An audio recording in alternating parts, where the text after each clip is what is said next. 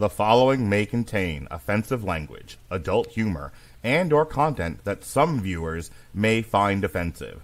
The views and opinions expressed by any one speaker does not explicitly or necessarily reflect or represent those of Mark Radulich or W2M Network. Please listen with caution, or don't listen at all.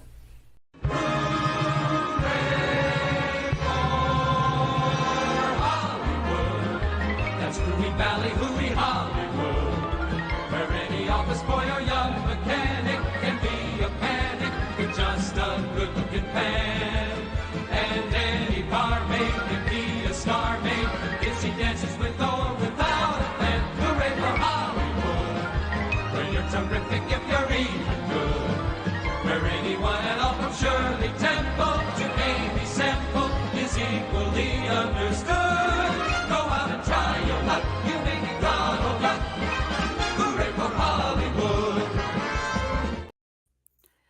Good evening and welcome to another Damn You Hollywood. Our usual ringmaster, Mr. Mark Radulich, had to step out sadly. So this is Alexis Hejna with Honeysuckle Rose Creations, who will be helming tonight. So hello, good evening, and happy Mardi Gras, everyone. It is Fat Tuesday.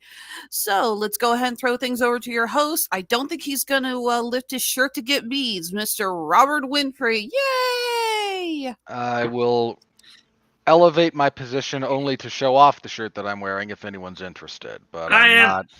Oh. You might not have seen this one from me, actually. Oh, nice. Why did you wear that when we reviewed Pinocchio, man? I did. I thought I did.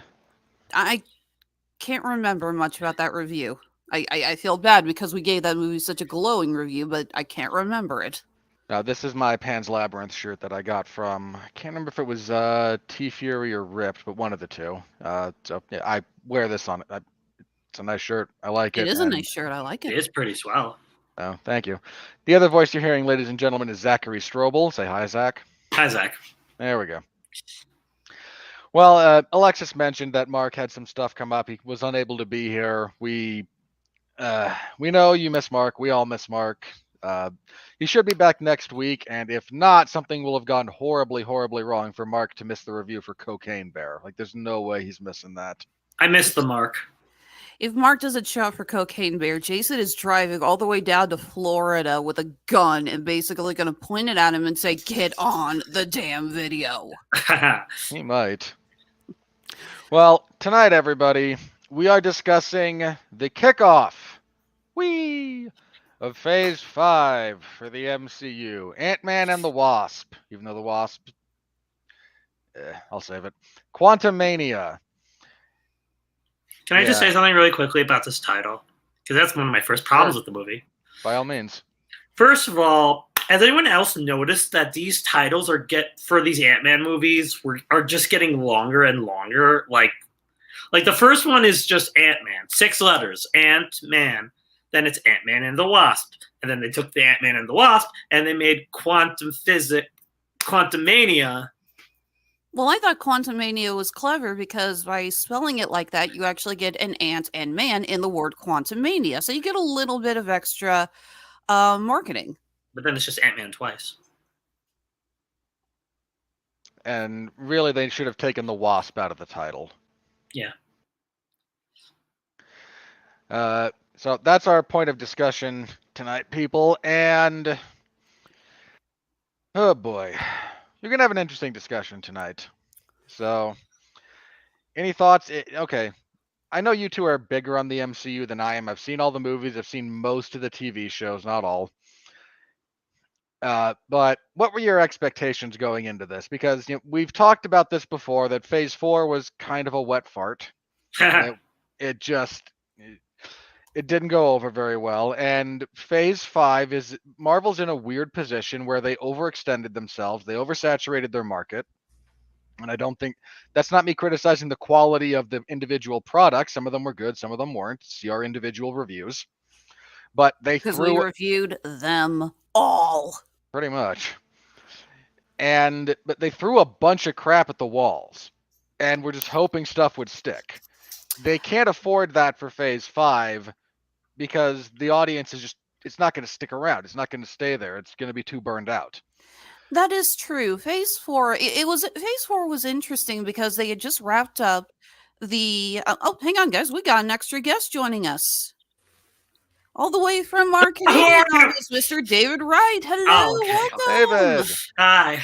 Hey, I guess nobody got the memo, huh?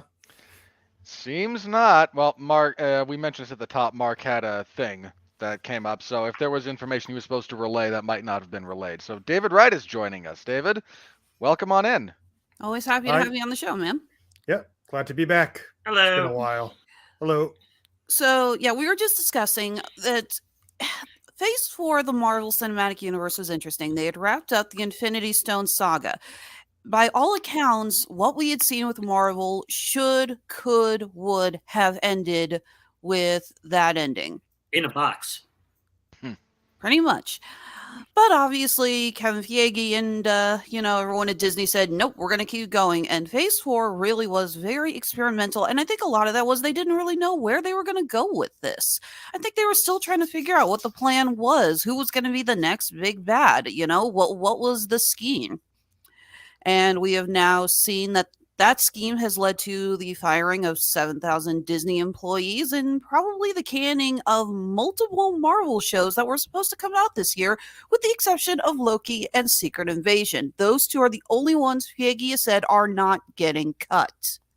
And to say nothing of what Lucasfilm also did to the general Disney profits over the last couple of years. And there was a pandemic. That And I just help didn't anything. care. Sorry. No, you're good. Yeah, it's. I think it's a good move for them to sort of scale things back a little bit. I think. I think they try to push the momentum through a bit too much after Endgame, where like the smart thing to do would have been maybe wait a year or two, just sort of let everyone kind of take a breath and then start up slow again. But instead we got Phase 4, the search for more money, which from a business perspective I can understand. Merchandising. Gotta keep that cash flow coming in. Well, I think also the pandemic also did that, because the thing is, you got to remember there was no Marvel stuff in 2020. It was a beautiful year. No, it wasn't. But we had a couple of shows, and we had Black Widow get released direct onto streaming, and then we all quickly forgot about that movie because I think we all agreed it was just stupidly bad. Scarlett Johansson deserves better. She and that character both deserved so much better than that. Yeah, but the thing was, they had to because the thing about these movies are they all have to come out in sequential order, and they all got to come out so they really needed to. So that's why we got really oversaturated in 2021 with all this Marvel stuff, which like you said, it wasn't bad. Like, I liked WandaVision, all right. But after that, I feel like I got burnt out with all this. I feel like in this kind of goes with Star Wars too. I'm getting burnt out with all this. I think it's too much of a good thing. I feel like now it feels like it used to be fun. Now it's like homework, to catch up. I don't know. That's just me.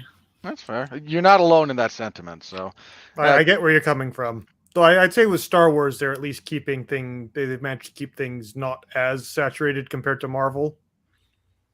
Relatively speaking, yes. They don't have quite the same amount of it's shows. only 2 or 3 shows a year instead of 5 from Marvel plus 4 movies. I think with Star Wars, they kind of Solo crashed, and the Rise of Skywalker greatly underperformed, and they're like, okay, we need to slow down, figure out what the heck we're doing. Then The Mandalorian came. I was like, oh, these guys know what to do with Star Wars. Yeah. Let's give Dave Filoni a little bit more creative control, and Kathleen Kennedy threw a hissy fit. But anyway, we're not here to talk about Star Wars. No. So it's around the table real fast. Again, expectations you might have had going into this for the kickoff of Phase 5, for these characters in particular.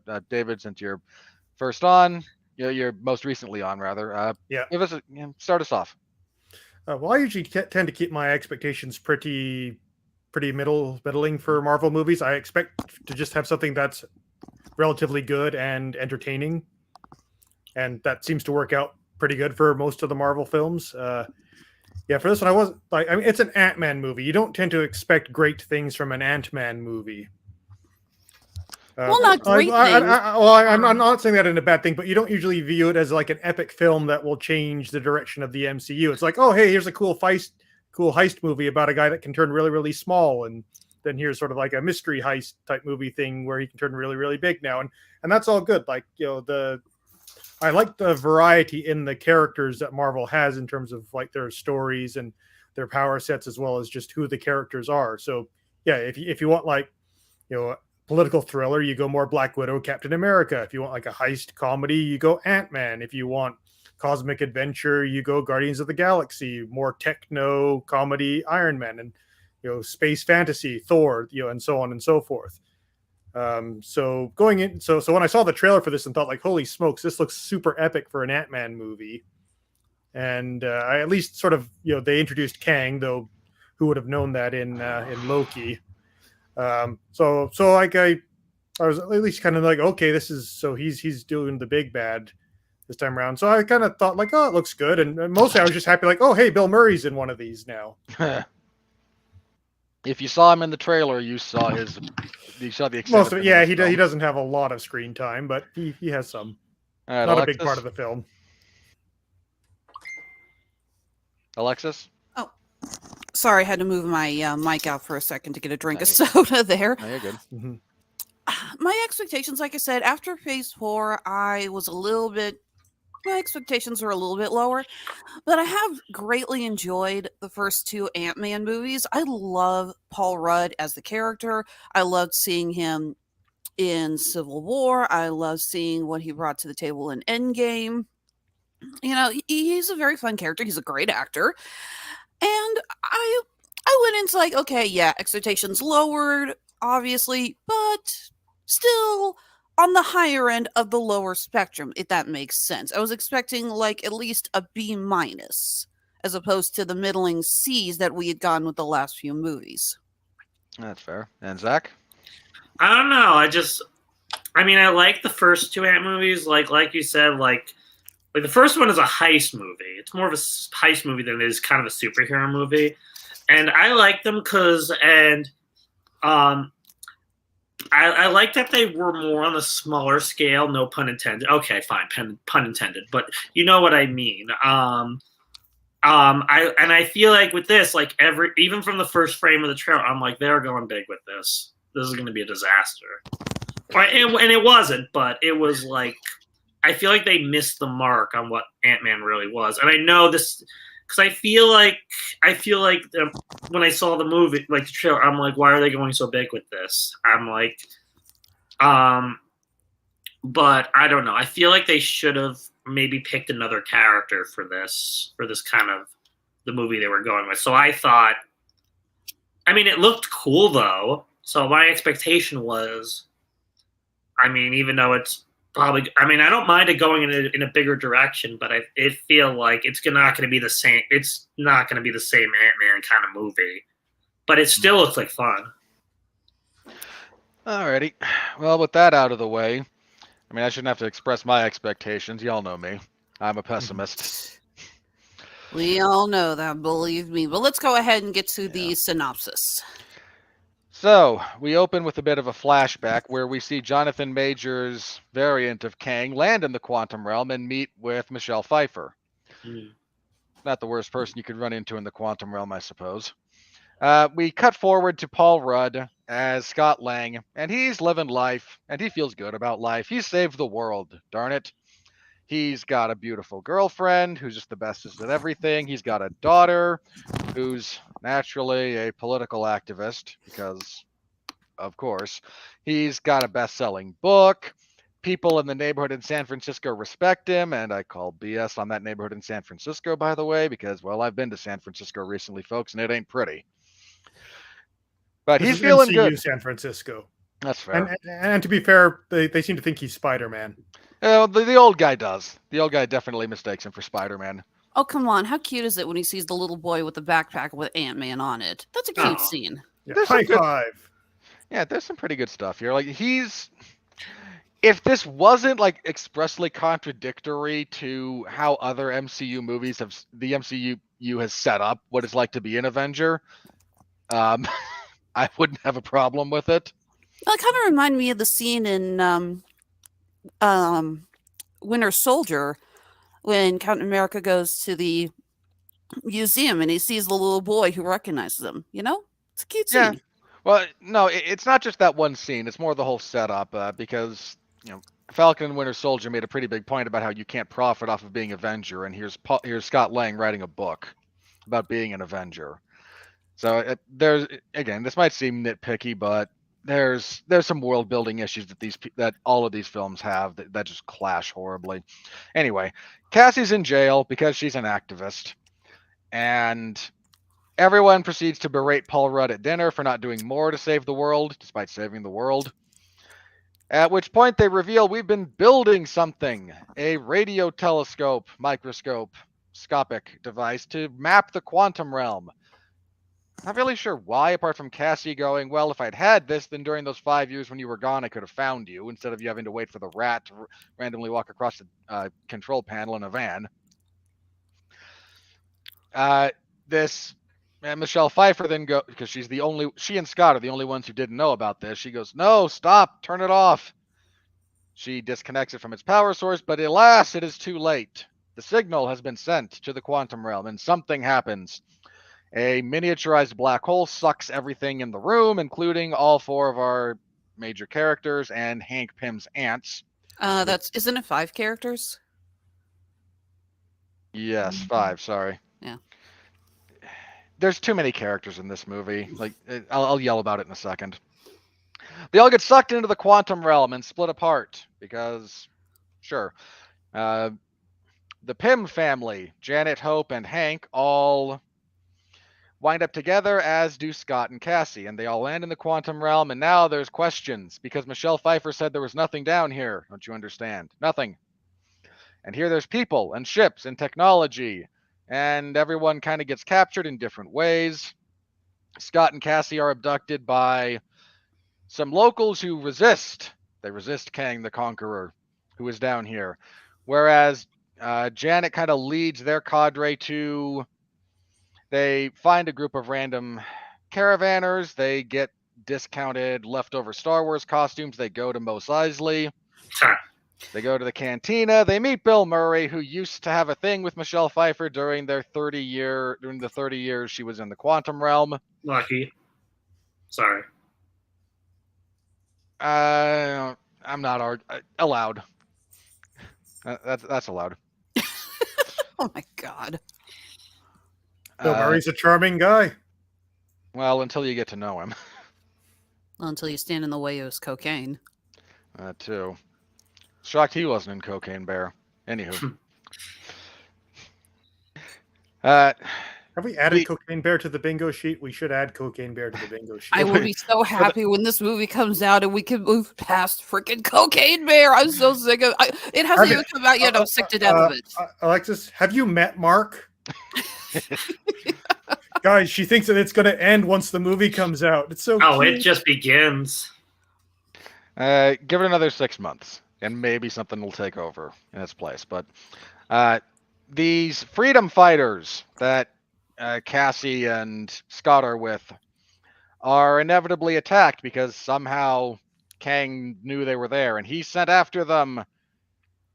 God help us, MODOK. Which starts out cool, and then they lift the visor. Then it's just Corey Stoll's giant head, horribly stretched, badly. Like the compositing on this is just awful. Anyway, more on this later. Yeah, believe me, we all have a soapbox about MODOK. So MODOK and a few of the other Kang soldiers were able to capture Scott and Cassie because they know Janet. Hank and the others escape from their predicament. This all winds up in a big exposition dump where Janet explains she helped Kang rebuild his ship because she didn't know he was Kang the Conqueror. She didn't know he was Kang. In fact, would never have known that he was Kang except plot device, wherein his ship is neural kinetic. They throw around technobabble worse than Star Trek in this series, I swear. They needed an equivalent to when Scarlet Witch read Ultron's dreams from Age of Ultron, remember? I do. I never saw it, but I don't feel like I needed to.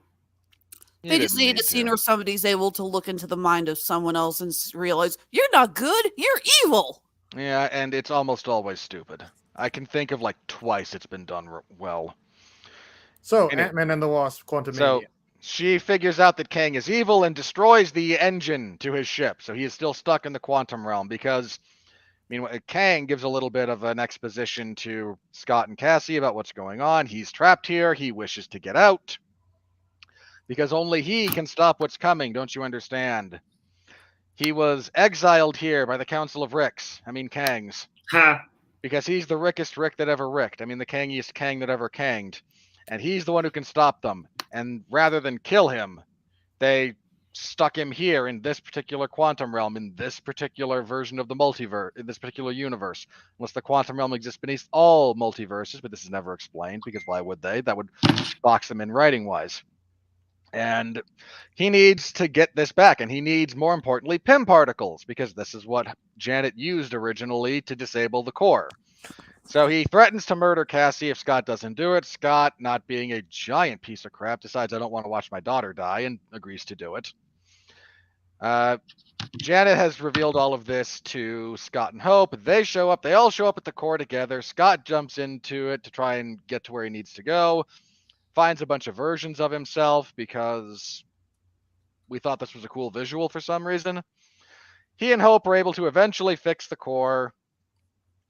Kang fights them, retrieves the core, goes to power up his palace, and then, come up to conquer the Earth, because that's what he does. Hello, Mark. We're glad you're watching. Scott goes to try and stop him because they had a deal. Cassie frees a couple of insurgents. Cassie then delivers a broadcast to the quantum realm, wherein like 5 people have actually seen her, but this stirring speech from an annoying teenage girl is enough to stir a giant rebellion against the police state that is Kang's empire. Admittedly, it wasn't the scene from Andy Serkis in Andor. Yeah. Not even close. In her defense, she was able to get to Kang's transmission room. So if you've gotten that far, you're probably having some measure of success. Yeah, then because this is a Marvel movie, we close with our big battle of faceless armies in the background. There's a bit of a sky laser. Only one army was faceless. The other army was mostly covered in masks from the leftover Star Wars costumes. Kang You're not shows gonna up. let that go, are you? I watched the one that Hope is wearing. I looked at that and I went, "You're just the helmet and goggles from the Royal Guards in Phantom Menace. That's all you are." And it's stuck in my head. Anyway, Kang shows up. Kang murders a few people personally, and this scares everyone off until Hank Pym arrives with the ants. And uncles. One would assume there's a few. They attack. They're able to disable Kang's technology and kind of shut him down. MODOK has a bit of a moment of redemption. He is called to the forces of good by Cassie saying, and I quote, "Don't be a dick." Professional writers, ladies and gentlemen, paid for this.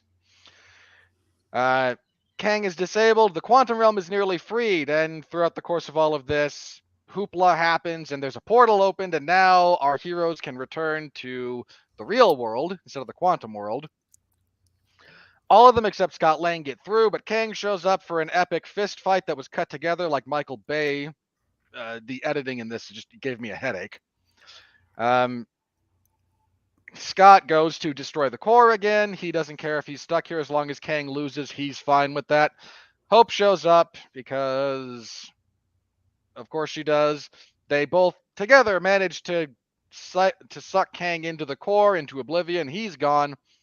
The portal goes away. Cassie reopens it because, of course, she does. They go home, and Scott is left with the ominous feeling that Kang mentioned worse things were coming than him. But nah, it'll be fine. Our mid-credit scene is the Council of Kangs.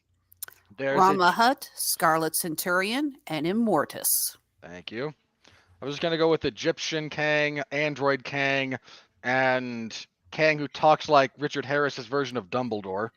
Sorry, I gotta give credit where credit's due because Rama Hutt actually was, I believe, one of the first villains that the Fantastic Four fight. That's fair. They have summoned now all the Kangs, and you might think all the Kangs are interesting, but it's really only those 3. The rest are just in various stages of like makeup, and they jump around like screeching howler monkeys.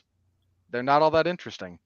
And our post-credit scene, the final one, is a please buy Disney Plus and watch Loki season 2, as Loki and good old Triple M encounter Victor Timely at some point in the early 1900s. That's it. That's Ant-Man and the Wasp, Quantumania. Alexis, Okay. why don't you get us started? You have a positive view of this. Yes, I do. Actually, real quick. So, yeah, before we started this, I don't know if you guys can tell what Robert thought of this movie. He didn't like it.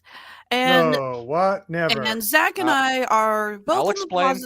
Yeah, I will give you time to talk. Don't worry, you'll get your shot at the podium. Zach and I both are on the positive end. David, where are you on the spectrum on this? I would go more positive than negative on this one. I have some issues, one which I think we all share, but we'll get to that. Yeah. The one universal, the only thing everyone that watches this movie agrees on. You know Yeah, what? let me put a jewel in the center of my forehead and see if that'll give everyone a hint. Okay, you know what? Let's go ahead and start with that because I saw this on opening weekend with my husband, and when I saw MODOK flying with the laser with his visor down, you see what he looks like, and he's got the laser weapons. I don't know exactly what you call that. It was like a lightsaber saw kind of thing. I was like, okay, this is cool. This is cool. And then he lifts up the visor, and my husband leaned over to me and said, "He's supposed to look bad, right? He's supposed to look that bad." And the entire audience burst out laughing. Everyone lost it. I'm like, I seriously don't think that was the reaction you guys were going for. Yeah. And again, MODOK. considering everything that they do with that character for the rest of the movie, maybe it was. So Marvel has a tendency of combining elements from multiple books and stuff into one element. They've been doing this since day one. It's a good way to help compress a lot of things and get a lot of parts together. And yes, we have Corey Stoll returning as he was the villain in Ant-Man 1. Apparently, when he got attacked. Sorry. No, I didn't know if that was my phone or not. That was me. Okay, no, it's cool. It's cool. Apparently, when Scott attacked him and went subatomic through his suit, I don't know exactly the scientific term, he didn't get sucked into oblivion. His body got compressed and he got sucked into the quantum realm where he was found by Kang and turned into MODOK. So okay, who wants to go first on talking about this? Who's volunteering? Sure, I can go. Go for it. Yeah. Enjoy. Yeah, as for the origins of MODOK in this, I was fine with that. Okay, he gets sent to the quantum realm after Ant-Man 1, and the process, shrinks his body but makes his head really big or whatever. Kang finds him and decides to turn him into a super weapon. That's perfectly good comic book supervillain logic there. I'm not going to raise any issues with that. So yeah, the whole MODOK origins, and if you're going to have someone with a big head and little body and a floaty thingy armed with weapons, the quantum realm seems like a good place because there's just lots of crazy stuff in the quantum realm, which I actually thought the quantum realm looked very good in this, very creative and imaginative, but that's another point for later. So I was okay with that, but yeah, the visual effects to get his head in the suit just looked terrible. I don't know if it was compositing or it looked like there was some sort of distortion on it. It didn't look like they just CG'd his head, which maybe they should have done. But yeah, it's it looked off the whole time. I think if they're going to do MODOK, maybe wait until you've got the effect figured out first. Oh, we don't have time. They need 12 movies to come out this week. Yeah, It so really did look like it looked like when you're trying to fix something in Photoshop and you put in the wrong resolution and the Yeah. picture stretches. Yeah, yeah. It looked. Yeah, the effect did not turn out good. Like that, they should have delayed and made it look better, or figured it out in advance. Anyway, Or just said cut the by visor someone down. who knows nothing about like how to actually release movies and scheduling and all that. But yeah, the effect is bad. As for the character work himself, I think when you have a character or a thing called, like, I'm gonna butcher the acronym now, but like mechanized organism designed only for killing. Yep. Yep, Yeah, that was it. That's correct. sweet. Yeah, when you have a name like that, you're expecting this thing to be like, holy crap, MODOK's here, someone's gonna die. And instead he's just like the comic relief. He's a joke. Yeah, he's a joke. And I don't think MODOK should be a joke. I mean, I don't know anything of MODOK outside of the old Iron Man Saturday morning cartoon where he was one of Mandarin's thugs, but yeah, like I just get the sense that, yeah, if you have something called MODOK with that acronym, it should be pretty serious when MODOK shows up. Like, there's going to be carnage. This is going to be a tough fight, and instead he's just this, right? Well, not even wisecracking. Just always always the comedic relief in every scene. He's a hunchback. Yeah, Right? Notre Dame. No, but no, I mean like in the traditional, like he's the grotesque Harlequin jester that the movie keeps around just to kick. You're right, though. In the comics, when MODOK, with the exception of the comic books they released, when they also released the MODOK TV show on Hulu, which that's its own thing. Yeah, which Mark and I unfortunately decided to review. Spoiler alert, I fell asleep during the last episode. Yeah, I never watched it, but I understood, yes, that's the joke. It's MODOK, but he's a family man struggling with a takeover of his company. Like, yes, haha, I get it. It was a horrible waste of Patton Oswalt. Waste of everything. Yeah. So was that it? Yeah. So yeah, pretty much every scene I just thought was just so comically deflated. In a film where actually, other than MODOK, I thought they were very restrained in their use of the sort of quippy humor, which I appreciated. More so than I expected, but I still have plenty of issues. There's a couple in particular that stand out to me, but again, relative to what I thought they were gonna do, I agree. Like, this wasn't as bad as I thought. Like, Kang doesn't finish his big monologue of his evil plan to control the universe, and then Scott Lang comes up with like some sort of witty quip that just deflates the whole situation. It's like, no, you're going to get me my power module back, or I'm going to peel your daughter apart piece by piece in front of your eyes until you beg for mercy. And it's like, holy shit, this dude's serious. Okay, I'll do it. Yeah, and did anyone else have anything else we wanted to say about MODOK, or? Let me just... This goes in... Oh, okay, sorry. go ahead. No, go ahead, Zach. No, it's inappropriate. I don't want to say it. Zach, you've been on multiple shows with us. You know that Hang the on, word hang on. inappropriate does not exist with us. Yeah, we've All been right, well, he going for looks- We've been going for 33 minutes. You're probably safe. Okay. He kind of looked like a human toe, and that's nice. Okay. And that's the nicest. And that's the nice version of what I was gonna say.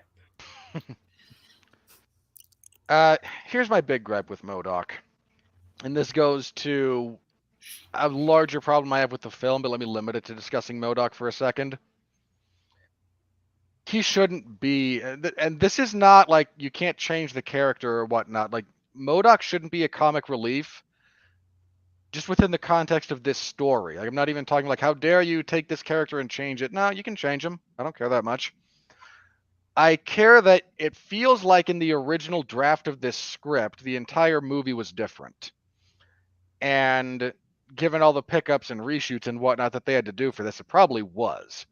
But I say specifically in the writing in this instance because there's a version of this movie that's a lot more like somber. It's a lot more focused on the concepts of loss and what we have to come back from, and wanting to get back things that have gone not the way you want them to. And that's a more interesting movie, but it's pretty clear that elements at Marvel and Disney decided, no, we don't want that. We don't think our audience wants that. So in the writing phase, they took MODOK, who was already going to be part of this, and rather than remove him, which they should have done, because I mean, imagine for just a minute we have this, like, again, more somber tone. Corey Stoll trying to figure out what he's become as just a floating head who's been rewired and recalibrated and is more machine than man at this point and doesn't know what he is, desperately trying to figure out his own identity in the face of Kang's madness and his own trauma. He was already going crazy before he got sucked into the quantum realm. It was one of the points about in the first Ant-Man movie that prolonged exposure to Pym particles without proper containment does drive you a little crazy. So he was already going nuts. Like, this should be a tragic and menacing character. And in that kind of a story, he fits. Once you decide to make this a lighter movie, which is just a decision, it's not saying good or bad, he needed to go. He needed to not be here anymore because he doesn't fit. And instead, they kept him and just turned him into a series of bad jokes. There is no menace to this character. There's very little menace to Kang, which is another issue I have that I'll get to. But there's no menace in MODOK. There should be, but there isn't. He kills a couple of people in a first-person, like, POV shot as he's arriving at, like, in his introduction. And that's it. And then this, no, he's supposed to kill things, and then he doesn't kill anything. And he just kind of exists, and he's beaten single-handedly by Cassie at the end. And then just, again, does the, I don't know, tell me what I'm supposed to be. And she says, just don't be a dick. And again, he now is like, yay, this is, Luke being tortured by the Emperor and suddenly remembering that that Darth Vader is a good person. There was a good soul in Anakin at one point, and trying to redeem himself. And this, don't be a dick, is enough to get him to go, I will now turn against this most powerful creature that I've ever encountered and that saved me from death. And then his entire death scene is one extended, awkward punchline that nobody laughs at. Like, it's just bad writing. It's bad character work. It's stupid. It shouldn't be here. He doesn't add anything. We wouldn't get that beautiful effect if he wasn't there. Big stretchy face. You write him out of this movie, you lose literally nothing. I was hoping that, we all knew that Darren Cross was going to be MODOK. It had been rumored, it had been teased, and then somebody caught a freeze frame of one of the trailers, and you could clearly see his face on there. In that one freeze frame, he didn't look that bad.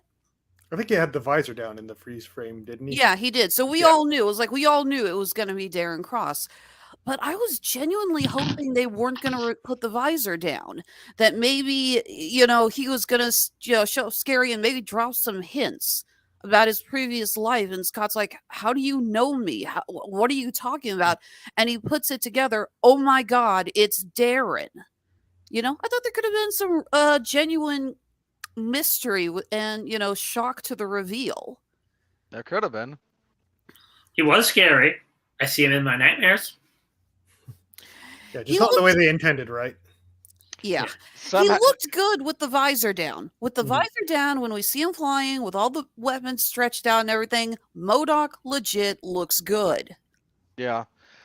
With the visor up, he's somehow this looks worse than when the Lord of the Rings did the Mouth of Sauron 20 years ago.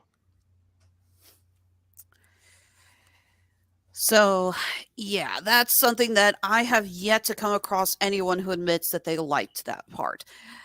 And again, I openly said before I went to see, it's like, at least it's as long as it's not Patton Oswalt's voice coming out of MODOK, I'm going to be fine. But even now I'm going, no, I'm still not fine.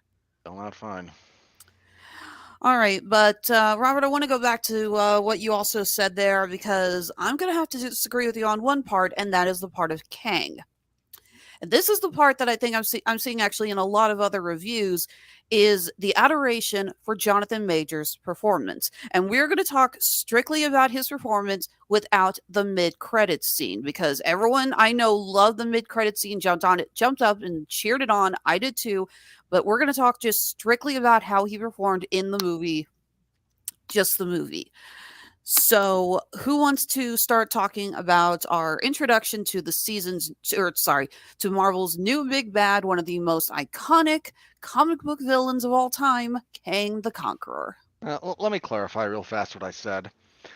When I said there's no menace to this version of Kang, that's not a knock on Major's performance, which I have issues with how he's directed rather than how he acts, and those are two different things.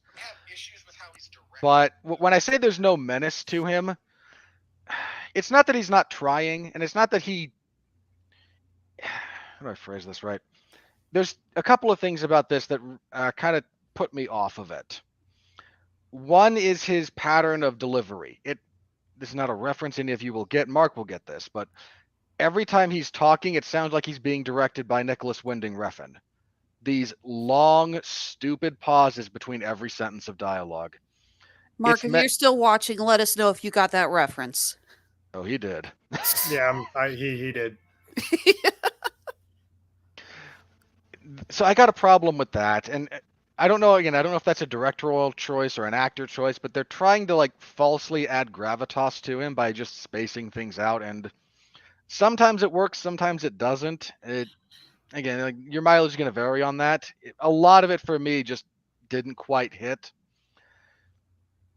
My issue with him in terms of menace is not that I don't believe him when he makes threats. I do. And again, that's to his credit. He's not a menacing presence because all of his strength derives from technological application. In fact, he's utterly helpless in the beginning of this movie when he meets Michelle Pfeiffer. Like, there's nothing scary about him. Then his big like villain moment is him coming down and personally like hand lasering a handful of people. And it just, I don't know, it just doesn't feel like this is your big bad guy. And it turns out he's not. Like, this version of him is not. So another variation might wind up working in this role as the big bad. But this one, it just fell a little flat. Like, and I know Majors is a good actor. Like, Alexis, you and I were very complimentary of his work in Lovecraft Country. I've seen him in other things. He's probably going to be the only good part about Creed 3. A lot of people also applauded his performance in Loki. And I'm even going to give credit to how he was able to create two such different characters between Kang and the one who remains. Yeah, I will absolutely give him credit for that. Like, there's no mistaking the different Kangs, and that's not just costuming. Like, they're very different characters. And he's able to perform them very differently. And again, let me say this. There's not a bad actor in this movie. Like, there's no bad actors here. There's bad writing, and there's really questionable direction. All right. Who wants to follow that? Are we just talking about Kang, or are we going to talk about? Okay. We're talking about Kang. We'll get to other stuff after that. But like I said, we went from all of us, moaning about MODOK, but now it's like, sorry, Robert brought up Kang. I was like, well, there's a good jumping point. I mean, I agree with Robert. I thought it was a good performance. It was probably the best part of the movie. It was probably the most part of the movie where they put the most effort in, probably, because, well, the thing about this movie is I feel like this movie is just setting up Kang for future movies. And I mean, he's a pretty good character, and it's a great performance. I wish everyone else got that much love. But I'll go into that when I go into that. All right, David, you have any thoughts on our new villain?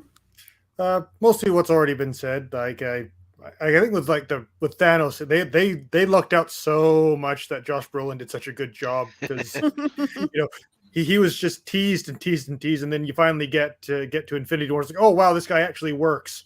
Oh, could you imagine if they had screwed up Thanos at that point? Things could have gone very differently. So it's good that sort of right out of the gate, Kang's working as a villain. I sort of find that if you watch Loki and you watch Quantumania, you understand the character a lot better than just having each half. Yeah, can I just bring that up very briefly? Like, I said this when they dropped the trailer for AntMan and the Wasp for Quantumania, right?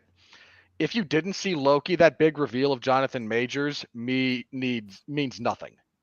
It falls flatter than a pancake. Like, it's just, oh, Here's a guy saying, well, what's it going to be, Ant-Man? It means nothing. If you have seen Loki, it means something. Yeah, But I had the exact opposite problem where I got to the one who remains at the end of Loki, and it's like, well, who's this guy? It's a guy. well, no, that I understand. Like, Mhm. because they don't actually do the best job reveal. If you don't know that he's Kang, like kind of going into that, if you don't already know that character to one degree or another, then he does come across as just a little bit goofy and just a little bit like, I don't know what's going on. But no, I only mean in relation to the trailer for Quantumania. Like, if you hadn't seen Loki, okay, whatever. It's a giant, nothing. If you have seen Loki and realize a little bit like, oh, I remember this guy from the end of Loki. This might mean something.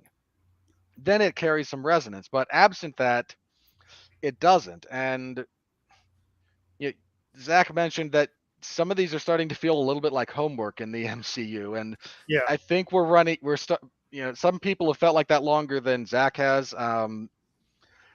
I think, and the fact that a lot of people are starting to run into that problem, it's not a great thing for the general state of the MCU when a lot of people are starting to go, I don't want to watch X, Y, and Z. I mean, can you imagine how many people are going to wind up seeing the Marvels that didn't see Ms. Marvel? Because that thing was horribly viewed. I mean, numbers-wise. I don't mean that everyone thought badly of it. I mean, it was like, I believe that was the lowest rated MCU project that they released on like the streaming project for them in terms of just number of viewers. And Lowest viewed. And you're trying to build like 1/3 of your big cast of your big, Marvel's movie on a character that most of your audience is not going to have seen. Saying nothing of how many people didn't watch WandaVision and won't even know that Monica Rambeau is actually a superhero now. WandaVision still had enough momentum at the time that one might be less of a concern, but it still speaks to the general problem.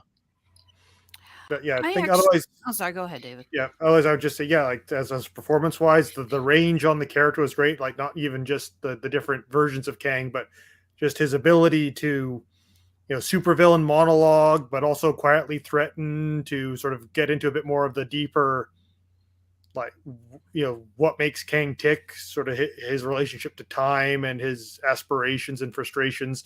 And then him just like going around and punching and laser zapping people and just being like a threat on the ground. I thought he was able to transition between all of those different modes very seamlessly and very well in all of them. So yeah, like I think if they keep Kang as around for all of this phase, they won't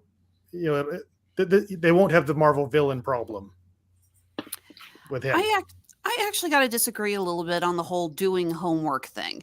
I've complained in the past about the Marvel movies that do make you feel like you're doing homework. We talked when we reviewed Multiverse of Madness, and I really knocked the movie down because I said I don't like movies where you got to watch the TV show to understand what's going on. Yep. We all agreed we didn't like that. And I was genuinely worried, especially when you get the scene where Kang is talking to Janet after he's re-kidnapped her or something. I don't know. When he's doing his second big exposition dump that exists only for the audience and no other reason. And she says something to the effect of, who broke the multiverse? And I'm like, okay, here we go. But I actually thought they did a good job of having Kang explain it without making it too, well, addendum, footnote, go watch Loki. I feel like this is a little asterisk, and then in the corner of the panel it says, see these adventures in Loki season 1. Exactly. No, I thought they did a good job avoiding that with this one, and I genuinely hope that Marvel has learned their lesson, because that was a huge, huge complaint with a lot of Phase 4. And I'm with you, Robert. If they don't do something like that to explain Monica Rambeau and Kamala Khan, then the Marvels is going to be is going to get so raked over the coals. I mean, that's a Disney Plus series, right? No. Oh, it's a movie. And the Marvels, November. It was supposed to come out. They booted it to November. They haven't stated why. We don't know if it's because of reshoots or just because they realized they needed to move the schedule around. My guess is extensive reshoots, and it's probably because that movie, That movie's got an uphill climb. Let me just put it like that. That movie has an uphill climb. Yeah. So Ant-Man and the Wasp: Quantumania. Mhm. Man, so Loki was a lot easier to say.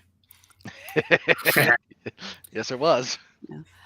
There is one thing I do want to talk about with this movie because, and Zach and I were talking about this before we started recording, is that, we're going to talk, we talk about how this compares to what we had to sit through with Phase 4.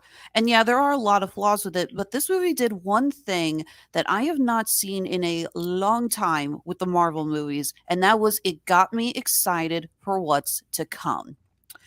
Marvel has always been good at teasing us, getting us excited about who was coming, what was the next big adventure. I defy any of you guys to tell me that you didn't smile and get excited at the end of Iron Man 2 when you saw Thor's hammer. That's something that we've all loved about the Marvel movies, and I feel like Phase 4, they stopped doing that.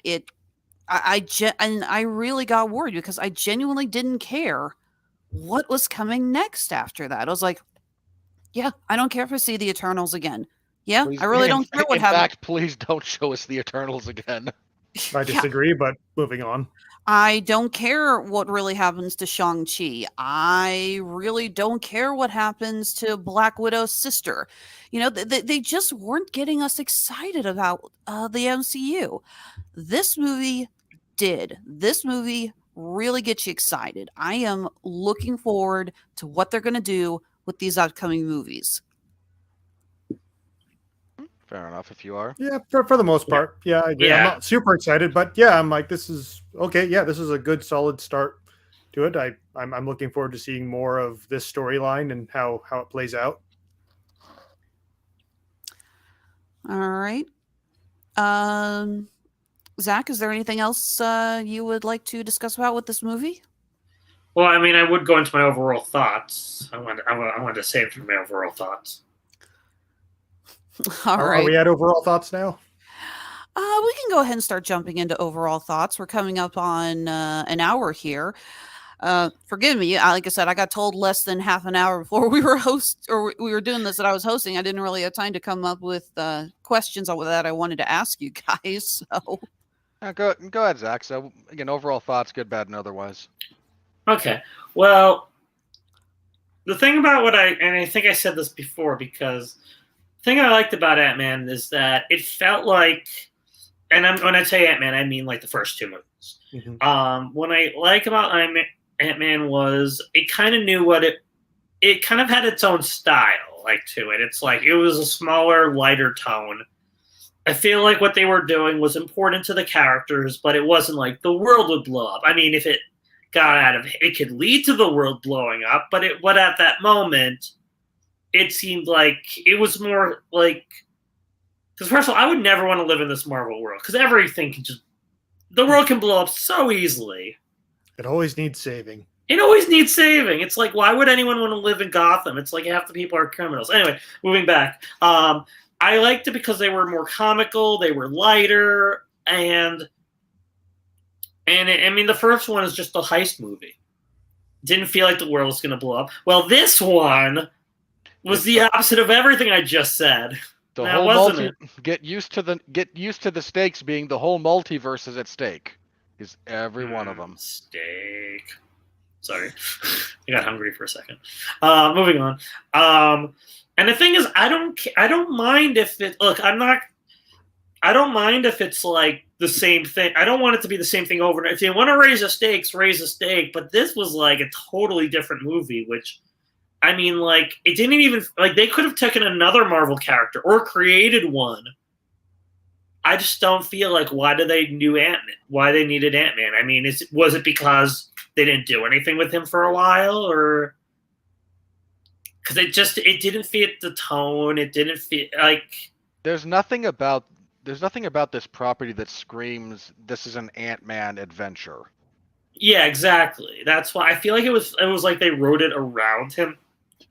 But my biggest problem with this movie is I love the actors. I love the characters they portray. But the thing was, in this 2-hour movie, except for Kang, no one feels they don't. It's like everything is just moving, and we're getting, and this is becoming a lot of big problem in a lot of Disney movies. Like the properties, like I don't know who's like, I don't know if it's a director problem or if it's like, but I feel like this, like when I say movies like Frozen 2, like Rise of Skywalker, it's like I always feel like it's like the characters always know what's going on, but the audience isn't, and it's like, well, we got to go here, we got to go there, and maybe we'll stop in the middle and explain what's going on, but I feel like that was like I didn't feel like there wasn't enough time for them to react or they didn't act like they felt anything. It's like they're in a different dimension. It's like would it kill them to be like, oh wow, what is this place? What is that thing? Because there's so much cool stuff. There's some cool stuff, and there's such a wild disconnect, and this is a structural thing. To your point, this is not just Marvel. This is a lot of movies. There's a big disconnect between when the movie is in either exposition mode or action mode. Yeah. And it's a real shame because, good movies, good stories, they can blend the two. And unfortunately, at the moment, we're dealing with a lot of writers. And again, not just Marvel movies. This is a industry-wide problem that have a switch. And you're either one or the other. And it's not great. It's not great. Yeah, but the thing is, like you were saying, it's like this is because the thing is, I feel like this was like because again, I haven't seen a lot of Marvel stuff because I just again like homework. But I mean, I like AntMan, so I thought like, okay, this looks different, but I do like this character, I do like these actors, and I do remember the movies well enough that I can enjoy this. And I feel like it would have been like I feel like no one except for Kang and maybe one scene which I'll get to with Ant-Man where they get to shine. And the whole thing is like with Janet, Michelle Pfeiffer's character, she was like, it's like, what happened? I remember. And I'm like, cool, tell us what happened. No. Anyway, next scene. And then finally it's like, okay, what happened? And I'm like, what is going on? And it's like, what is going on? Who are you? Why should I care? It became so long of just all this happened. Like, why should I care anymore? Why should I care? Oh, Bill Murray's there. Cool. Oh, he's dead. Oh, anyway, moving on. Like, seriously, he got top billing for like one scene. You bring up a structural issue with, again, the first part of this movie where if you didn't watch Loki, then you don't know that this is Kang. So you wind up in a point where you just don't care anymore because they just keep kind of not generating forward momentum with your interest. And if you do know that it's Kang, then you're just bored to tears because we know it's Kang. And that doesn't quite harmonize. Yeah, it definitely felt like a Marvel movie, but it just didn't feel like an Ant-Man movie. I don't remember anything about. I mean, everyone else was kind of generic. A lot of the dialogue was very generic. I don't remember anything about the villagers or the warriors or whatever they were. I just remember that their leader had a six-pack. That's like all I remember. I don't know. I mean, I don't remember their names. You guys do bring up something I'd actually completely forgotten about, looking at the quantum world and how they set it up. And visually, it is rather impressive. I think, too, you guys are going to get this joke. Wow, they did a Strange World better than Strange World. Oh, yeah, definitely. That's what it was reminding me of. Except, same problem. Who cares about the characters? And it stinks because I like these characters. And I like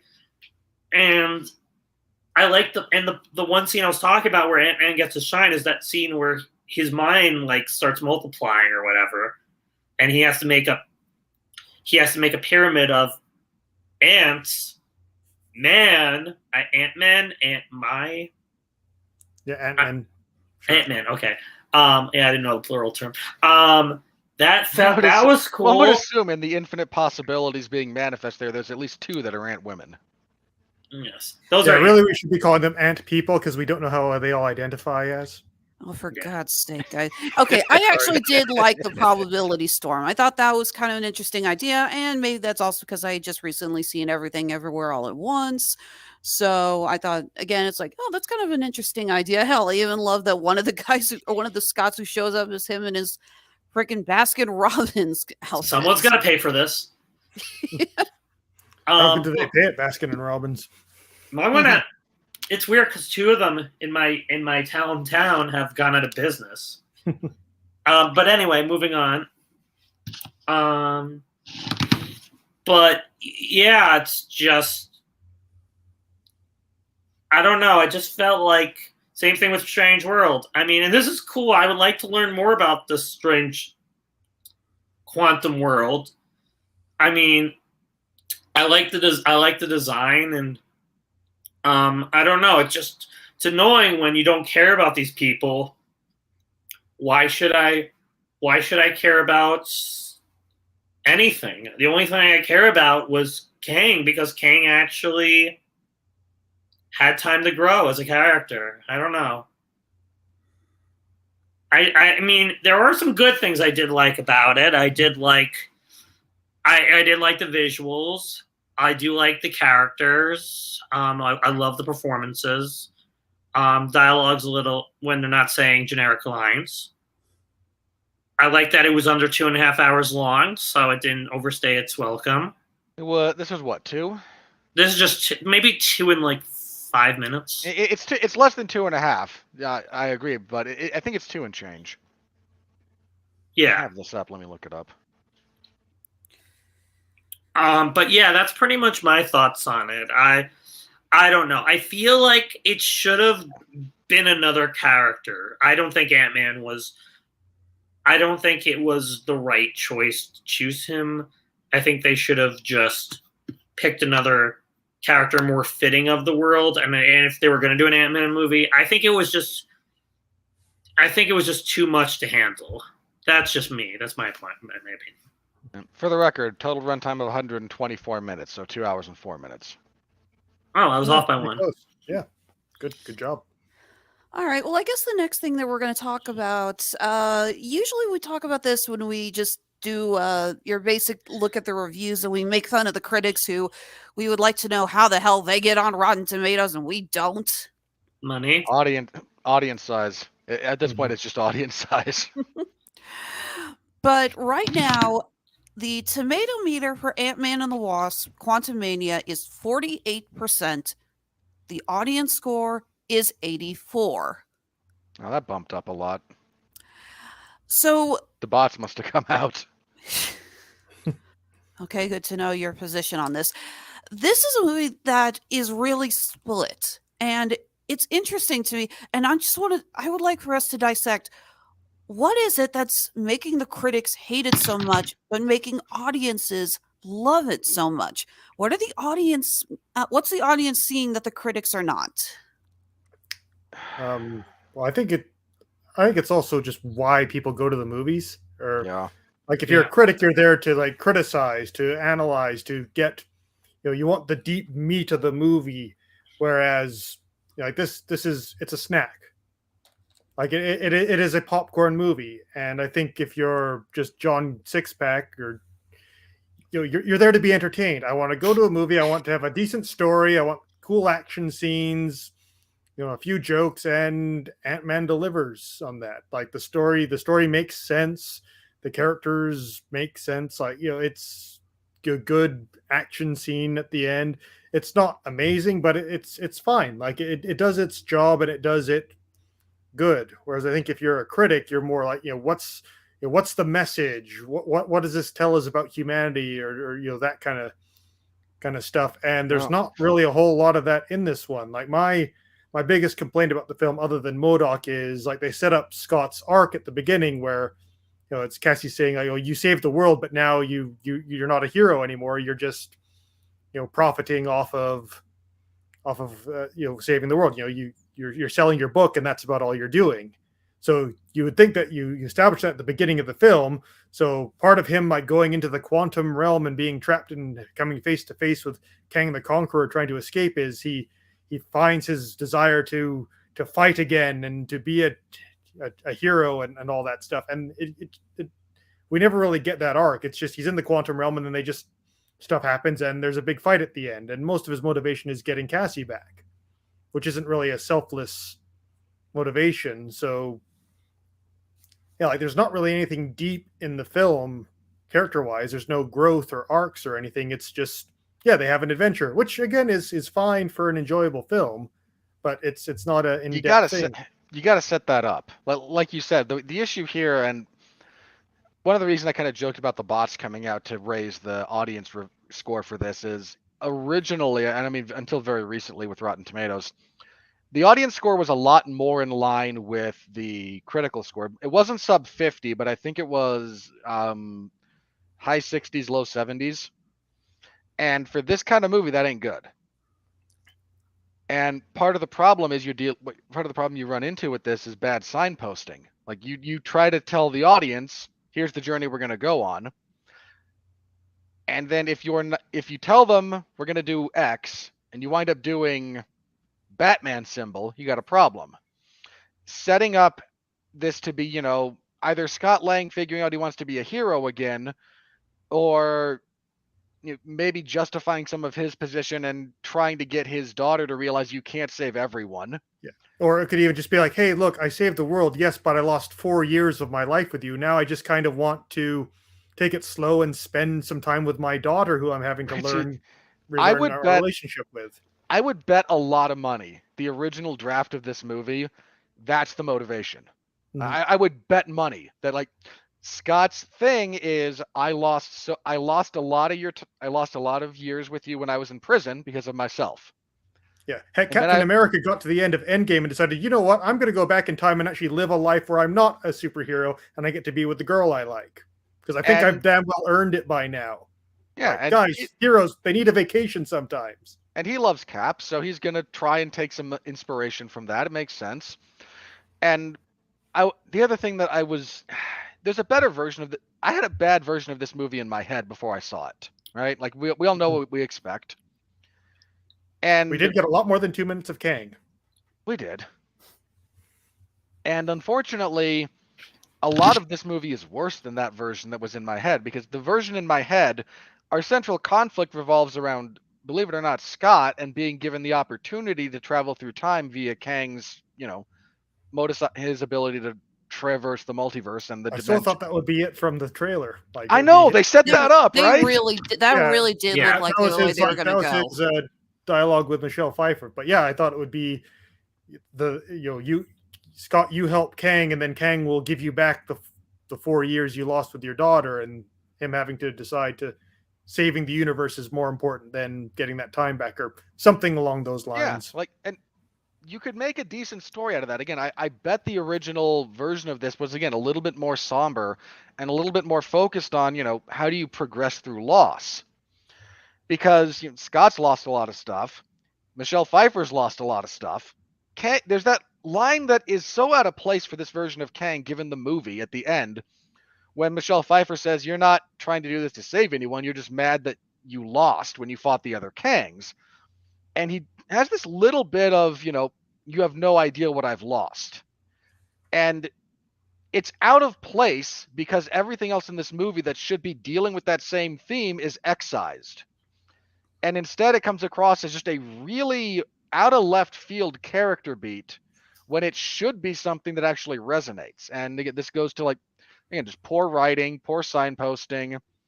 I imagine a bunch of reshoots and very poor editing. I want to find whoever edited this thing and just step on their throat. We here in the Rodalex and Broadcasting Network do not condone violence against others based on movie feedback. You missed it, David. I played the disclaimer. Oh, okay. Thanks. I mean this when I talk about the editing here, not the literal stepping on throat. Please, again, expressing my frustration. Don't make me play the disclaimer again, guys. You're good. That's my favorite part. No. This movie, I came out of this and I went, boy, this was Michael Bay's Marvel movie. Ouch! Whoa, that needs more explosions. I mean the editing specifically. Oh, okay. Like if you were to give Michael Bay a Marvel movie, it would look a lot like this one.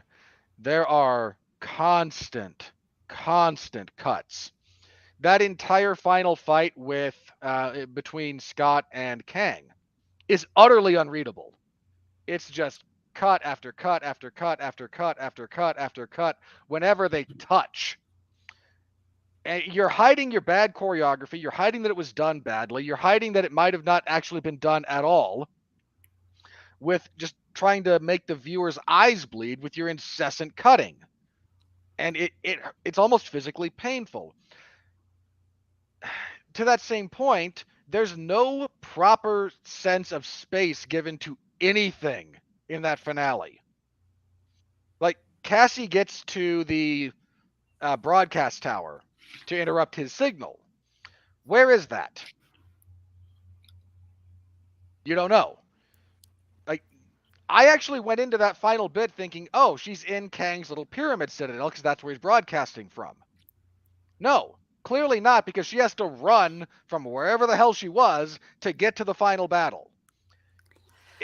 There's a bunch of editing choices that just constantly disorient and confuse the viewer as a means of obfuscating how badly this is set up. You know, I did not get that, but hey, you do you. Actually, that moment with the Citadel reminds me, there was something I was very disappointed that they didn't do, because I really thought it was going to happen. Kang puts out I guess it's a force field, and he tells his minions, he says, don't let them hit, or don't let them get to the rings. And we see he's got these rotating rings orbiting around his little pyramid thing. And that's when I realized what those rings look like. Onion rings? The 10 rings. Thank you, David. And because the quantum realm exists in a time or in a place outside of space and time, meaning that you can go virtually anywhere in the quantum realm, I thought we were going to get a scene of those rings, like them getting shrunken or something used by Pym particles, and we see them going through a portal. And launched back in time. And going to when the Mandarin found them. I'm serious, guys. I thought that was what those rings were. I genuinely thought that was the way they were going to go. And then they destroyed them. Like, okay, never mind. I'm sorry. Am I crazy, or would that have been a cool tie-in? It might have. It could have worked. Objected. I mean, we've still established that quantum and rings seem to go together, so maybe it does still tie into the 10 rings somehow, or not. Well, they established at the end of Shang-Chi that the rings are putting out a signal, and they don't know where the technology or anything came from. I think it'd be kind of fascinating. It's like, wait, did Kang make those rings? Is that quantum technology? And they just kind of got, you know? Either that or celestial, and we're not sure which. I think quantum is better because, yeah, you think they're putting out a signal, oh, it's got to be something to do with space. But if it's the quantum realm instead, that could be a nice little twist and something a little new. Yeah, and again, those rings look exactly like what the rings look like. The lights, the glow, the way it's like that's exactly the way it looked in Shang-Chi.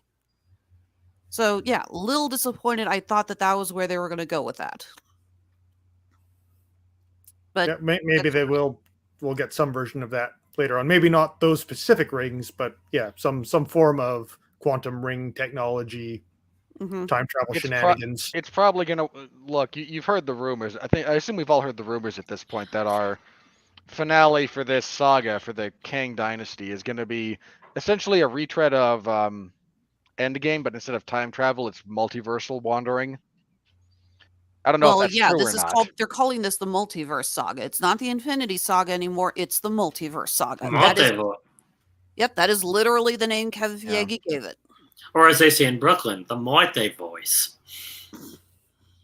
I don't know. I grew up in New York. I thought that's funny. All right. So, David, anything else you wanted to bring up here? I think I've kind of gotten most of my positives and negatives out of the way. Though I have to say, the best part of the film is when they ordered the pizza and they used the Pym particles to change it from a small to an extra large. Not abusing your power at all. I did love that. It's like, hey, don't complain. I saved us $8. Yeah, that was a good line. Let's face it, if most of us had access to super fancy high-tech technology like this, we'd use it for the most basic things. Like if I could use the Force, I would use it most of the time, 90% of the time, for just picking stuff off the floor that I dropped. Or getting a beer. Yeah, actually, with the pizza scene, did anyone else get serious Back to the Future Part 2 flashbacks? Yeah. Nobody hydrates a pizza like you, Mom. I was like, good. It's not just me. And yeah, you're not Jesse kidding. Just stood up taller. Love you, Jesse. I will say you're totally right, Robert, about the massive callbacks to Star Wars. I mean, I refuse to believe any of us saw the scene where they go into the bar with all of the creatures and everything, and we didn't hear the Mos Eisley Cantina music in the back of our heads. Yeah, we all heard it. But Sorry, I'm that's my jam right there. Sorry. No, you no. mean that's your jizz. Oh. Oh, good God. You, Robert, I think based on that look on his face, you need to explain that joke. I'm not Please touching don't. that. No, thank you. Maybe sometimes some things are better left unsaid. Okay, No, tell me it's anyway. not that bad. Yeah, it's George Lucas has said that the type of music that they played in the cantina, it's not jazz music, it's called jizz music.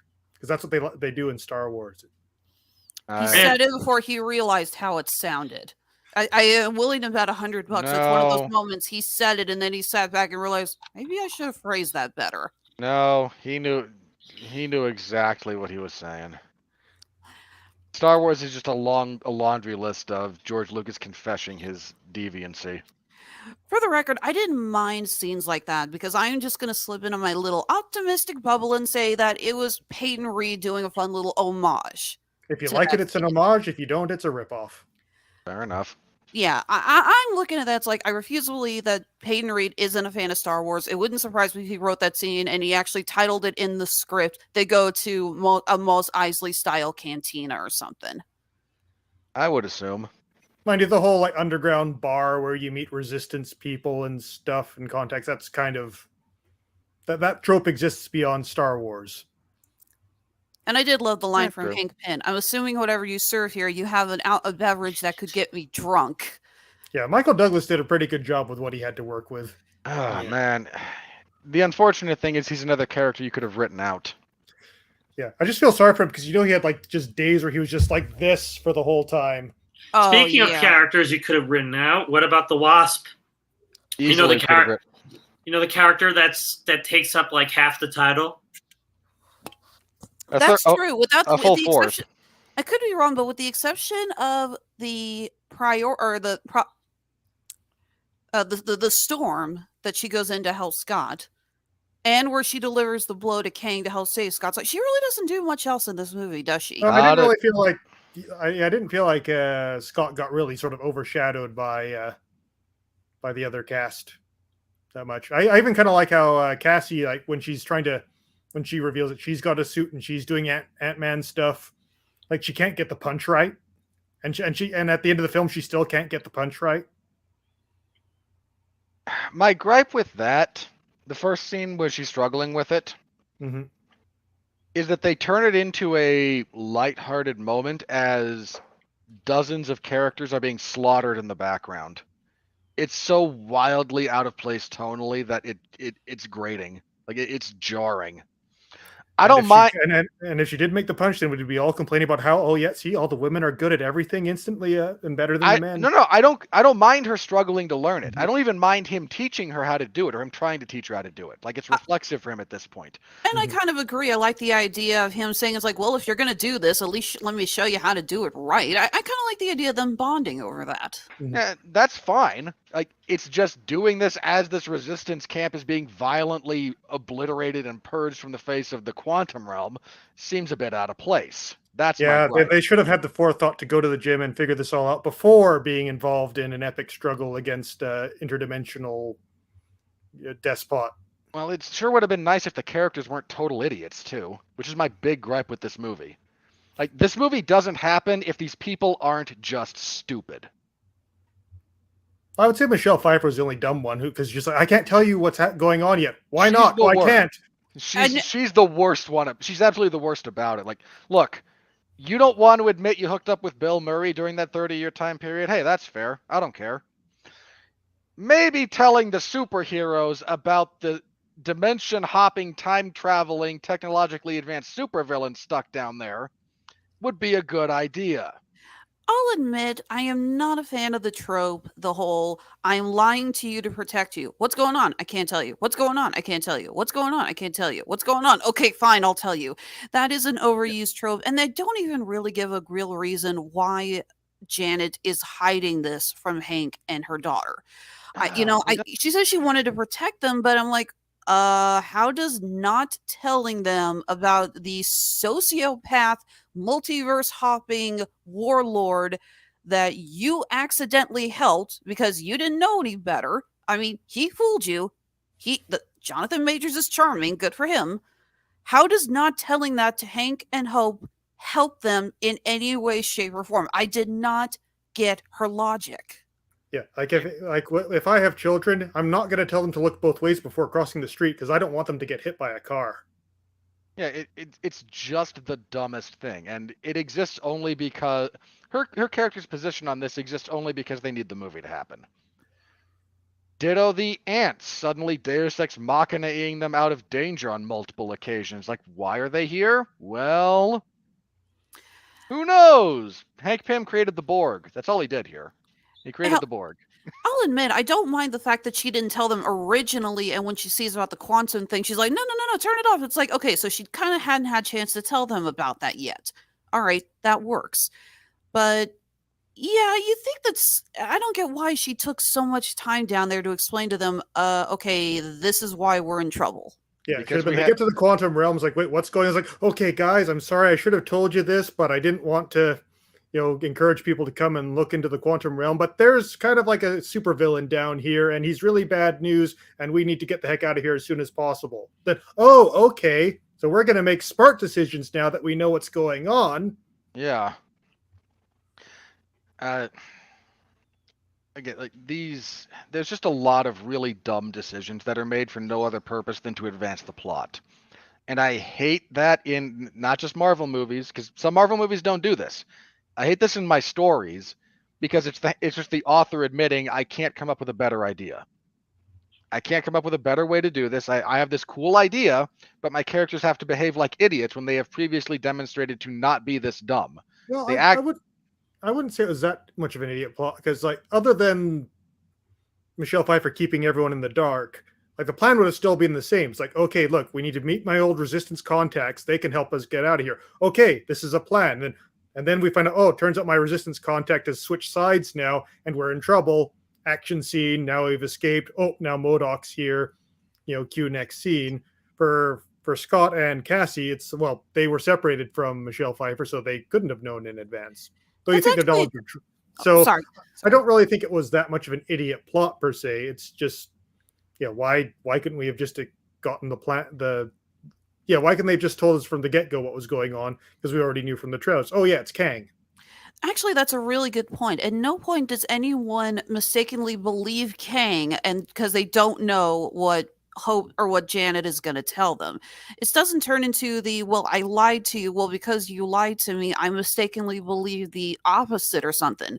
It's not a case of Scott, doesn't know the truth of who Kang is, so he trusts him. Scott knows that Kang is a bad guy. He's got instincts. He's heard the stories from the other rebels. He looks at Kang and goes, yeah, I'm not an idiot. I know that you're going to double cross me. You're not my first supervillain, man. Yeah, pretty much. He's like, the only reason he agrees to help him is to save Cassie. He doesn't do this because he trusts him. So you're absolutely right. There is nothing to be gained out of the story by Janet lying like this. It just like everything would have happened pretty much as it did. Mm-hmm. It just instead of her being the only one who actually seems to know what's going on. They just she took as long as she did to actually dump exposition because they wanted to line it up in the movie with Kang dumping his exposition on Scott and Cassie so the audience can get all the exposition at the same time. And again, it's a conceit for the audience that is it's the dumbest kind of storytelling because it's the director and the author talking to the audience, not talking to the characters, or not the characters talking to the audience. And it just... once things get in motion, there's only one way this can go, and fair enough, but the entire setup for this is just really stupid. And I never kind of got over that particular hurdle when it came to caring about what was going on. And this is my other gripe here. And when I say that, when I mention there's a lack of menace around Kang, it's not so much that there's a lack of menace around Kang, it's a bit more that there's no genuine threat to the heroes. Like, at what point do you believe that any of them are actually in danger here? Well, none, because we know this is a multi-movie universe. I wouldn't have been surprised if at the end Scott got trapped in the quantum realm. I would have preferred that.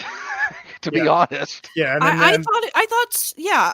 When Hope came back in and the portal shut, I thought they were going to be like, okay, let's find another way to get out of here, and we were going to see them try to get out of there while Hank, Janet, and Cassie try to get them out. Would have been nice, would have been something, and instead, no. Like, but never did I think, oh, Ant-Man's totally going to get killed in this film. No. I didn't like. There's such a lack of danger inherent to this movie. I wasn't worried about characters they clearly could kill. Like, they weren't going to kill Janet, they weren't going to kill Hank, they weren't going to kill and you could kill those characters and not have it actually affect anything, which are the kind of characters that should be, in theory, imperiled, and they're not. At we all. stepped ever. on, like, in my I always imagine if someone were to go out in an Ant-Man movie, they'd be crushed by a giant foot, like in Monty Python. Complete with the fart sound effect. Exactly. Bambi meets Godzilla style. Yeah. Yeah, we had like one secondary character that maybe we liked get killed. Yeah, maybe the guy with like the laser head, but to the extent that you even thought of him as a character, like, I don't even remember half those characters' names. The only one I I remember don't think is it even gives you most of their names. the only one I remember is Veb, and that's the little pink ooze alien. Voiced actually by the actor who played Kurt in the previous two Ant-Man movies. So, credit to him to, come back as a different character. Hell, I even like the dialogue that he has with Scott. I love the whole, it's like, oh my God, you have holes. I love it. And I love the line, it's like, your buildings are alive. And he looks and goes, what, yours are dead?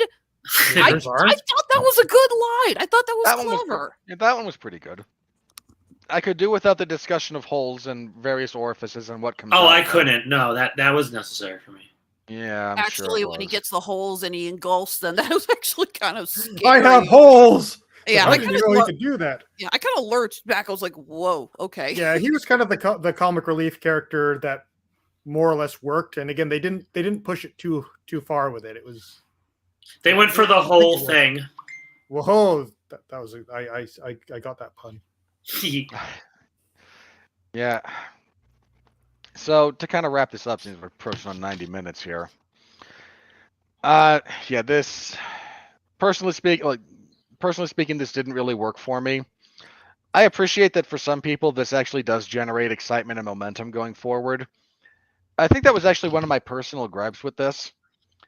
By the time we get to the end of this movie, I'm not sure what exactly has changed other than like your mid-credits scene where the Council of Kangs is like, well, this version of this particular universe is starting to touch the multiverse. Like, and I'm not saying that's nothing. I think it was like one of a Kang was killed not by another Kang. So now they're getting our attention. It's still a really cool scene though when you pan out and see all the Kangs cheering. I legit felt not. I don't know. It's like felt a little dread. I think upon seeing that, I think the whole like that can't be good kind of sensation. There was something about the way it was shot and the way it was kind of panned out to that just I watched that in the way and just the screeching howler monkeys. Yeah, that didn't really feel very Kang. Like Kang has always been this very composed, very logical, surgical sort of again, being. like the big three versions of Kang, like those worked, and then like I summoned all of us, and they're just like Planet of the Apes, jumping up and down, screeching and pointing. Now, to be fair, in the multiverse, there's probably a few crazy Kangs out there, but yeah, I'm not sure how they could have done it other ways. Like they're all just standing there, twiddling their thumbs or something. I don't know. The contemplating finger pyramid of evil. Yeah. Look, silent. They could all just stand there menacingly, and silence might have served that better than maybe. The screaming. Yeah, like I kind of see how they kind of wanted something a bit more dynamic to whip up the threat, but yeah, it didn't quite work with the way that the character's been shown up till now. So I'll kind of get 5 out of 10. I kind of understand why it didn't do better, but yeah, I wish it was. And yeah, again, the last thing for me, like the theoretical emotional arcs of our characters, they're undercut, they're not coherent. My last technical complaint.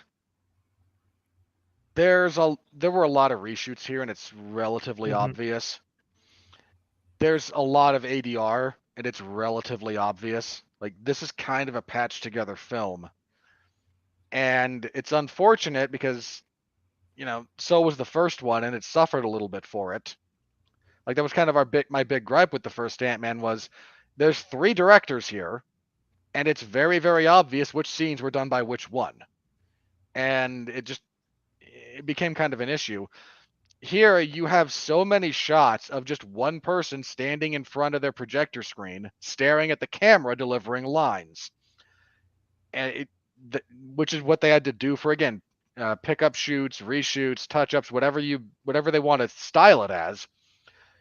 This is kind of a patched together film from a technical perspective, and it was a bit of a grating viewing experience at times to just constantly kind of have that going on. So personally, I'm not exactly thrilled for the direction of Phase 5 at the moment, but this was not as bad as it could have been. I suppose I can give it that.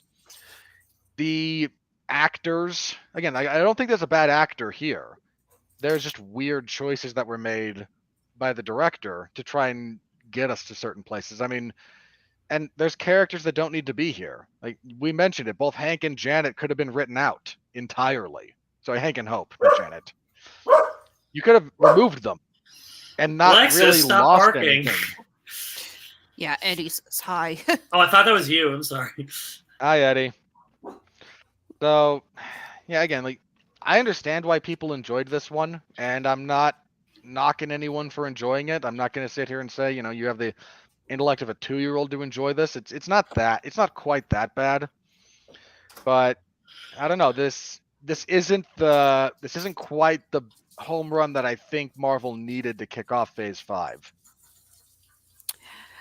All right. So, does anyone have any other thoughts, or shall we finally move on to Zem 1A? I'm good. Anyone? Count the money. We're in the money. We're in the money.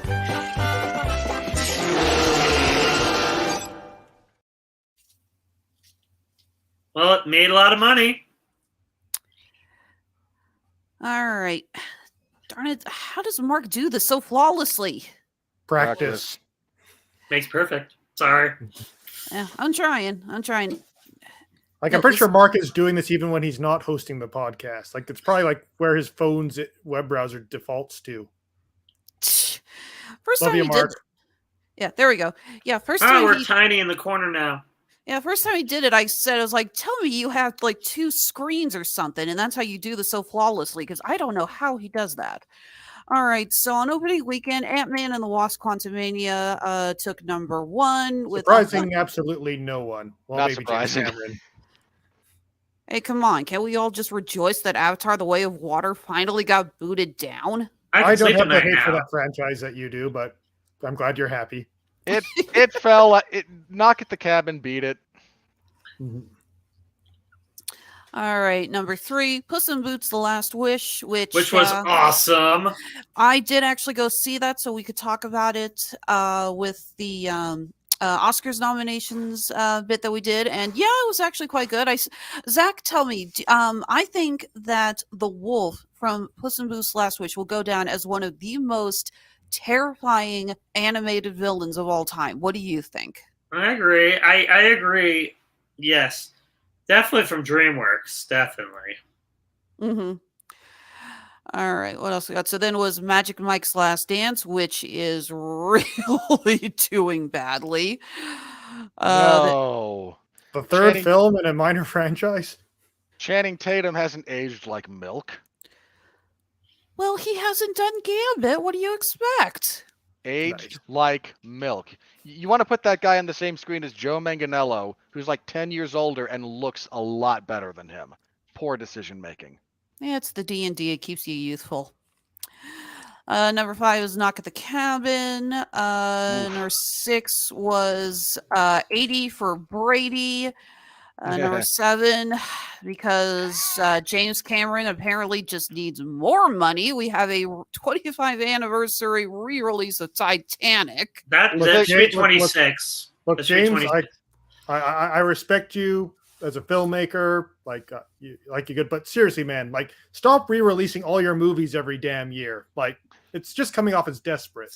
He's the king of the world. He's an Apparently ass. he wasn't. Apparently he wasn't the king enough because he has to keep releasing his movies over and over again. All right, number 8 was opening weekend for Marlowe. That only was on about 2,000 screens. Then Missing. Then number 10, A Man Called Otto. Well, that seemed to stay up there for a pretty decent time. I'm sorry. I said that seemed to have stuck in the top 10 for a decent amount of time. Actually, yeah, it has. Yeah.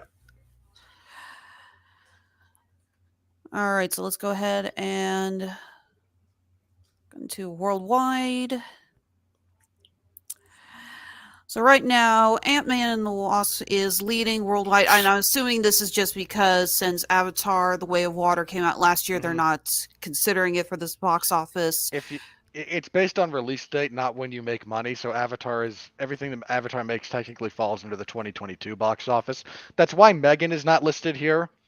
Megan technically released in France the last week of December, and because it released somewhere in 2022, it falls as a 2022 movie, not a 2023 one.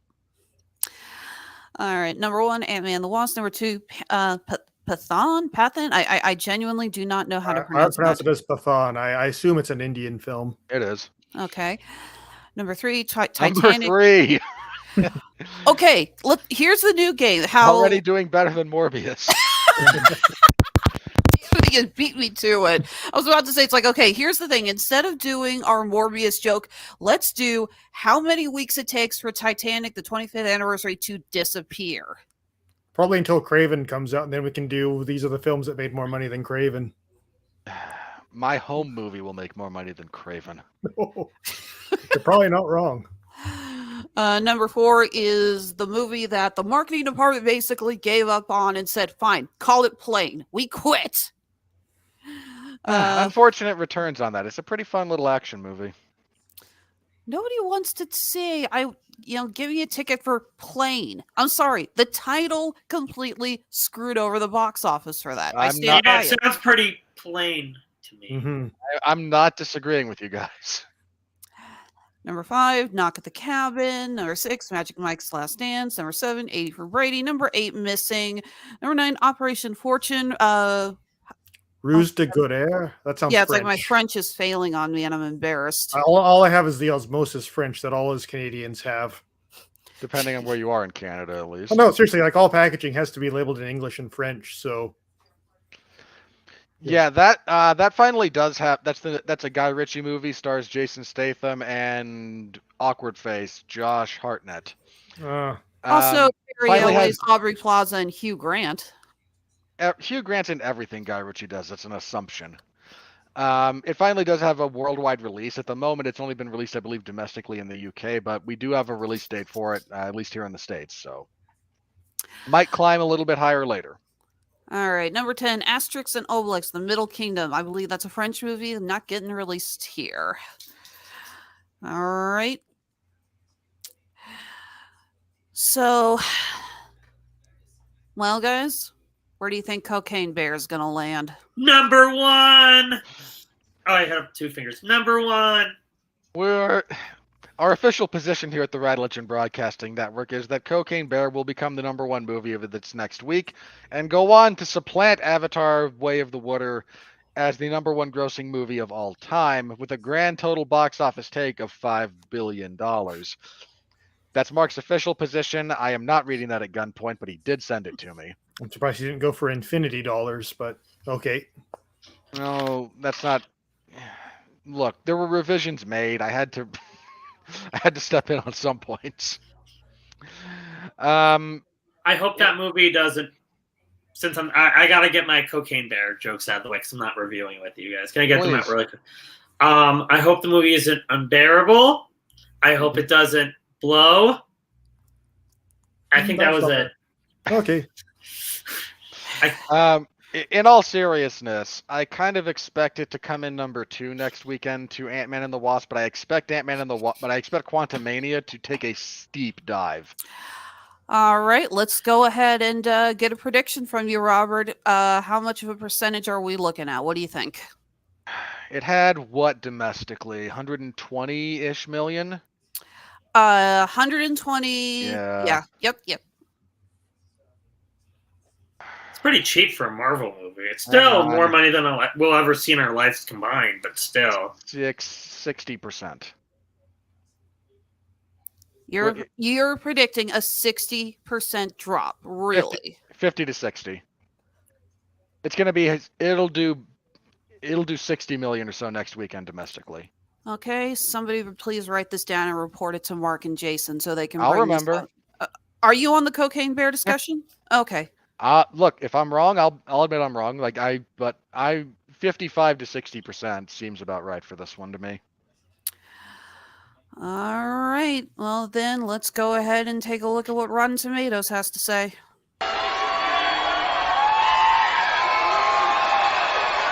Are you ready? No! I said, are you ready? No, God! No, God, please, no! No! No! No! All right. Well, the critics' consensus says Ant-Man and the Wasp: Quantumania mostly lacks the spark of fun that elevated earlier adventures. With Jonathan Majors, Kang is a thrilling villain poised to alter the course of the MCU. I'd still say there was some fun here. I'd agree that it's lacking a bit of a spark. Like, this is not the most coherent of films in that respect. I'm also not sure where people are getting thrilling out of Kang. I mean, like I said, I'm not saying it was bad, but thrilling seems like a reach. All right, let's see here. Jason Shahan says this film is silly and messy and pretty and trippy, and though it fulfills the obligations of, I can't tell if that's a typo or they were trying to come up with a new word, VB laser fights, digital everything, and several different varieties of product placement, it's not going to reshape the marketplace. Did I miss something, or besides Baskin Robbins, was there more product placements that I didn't see? Oh, there was one other. Hang on. Well, clearly it wasn't very effective because we're all struggling to remember it, so... It stuck out to me in the moment, but it slipped my mind now, so I'll leave that one I alone. think someone just wanted to get on their soapbox. A little bit, yeah. That doesn't strike me as a fair look. I'm fighting capitalism. Look, man, I've complained about product placement in films before, mostly Michael Bay movies, because boy, oh boy, is it obvious. Doesn't strike me as accurate here. I still remember the Heineken commercial from the Super Bowl, but that wasn't in the movie, so it doesn't really count.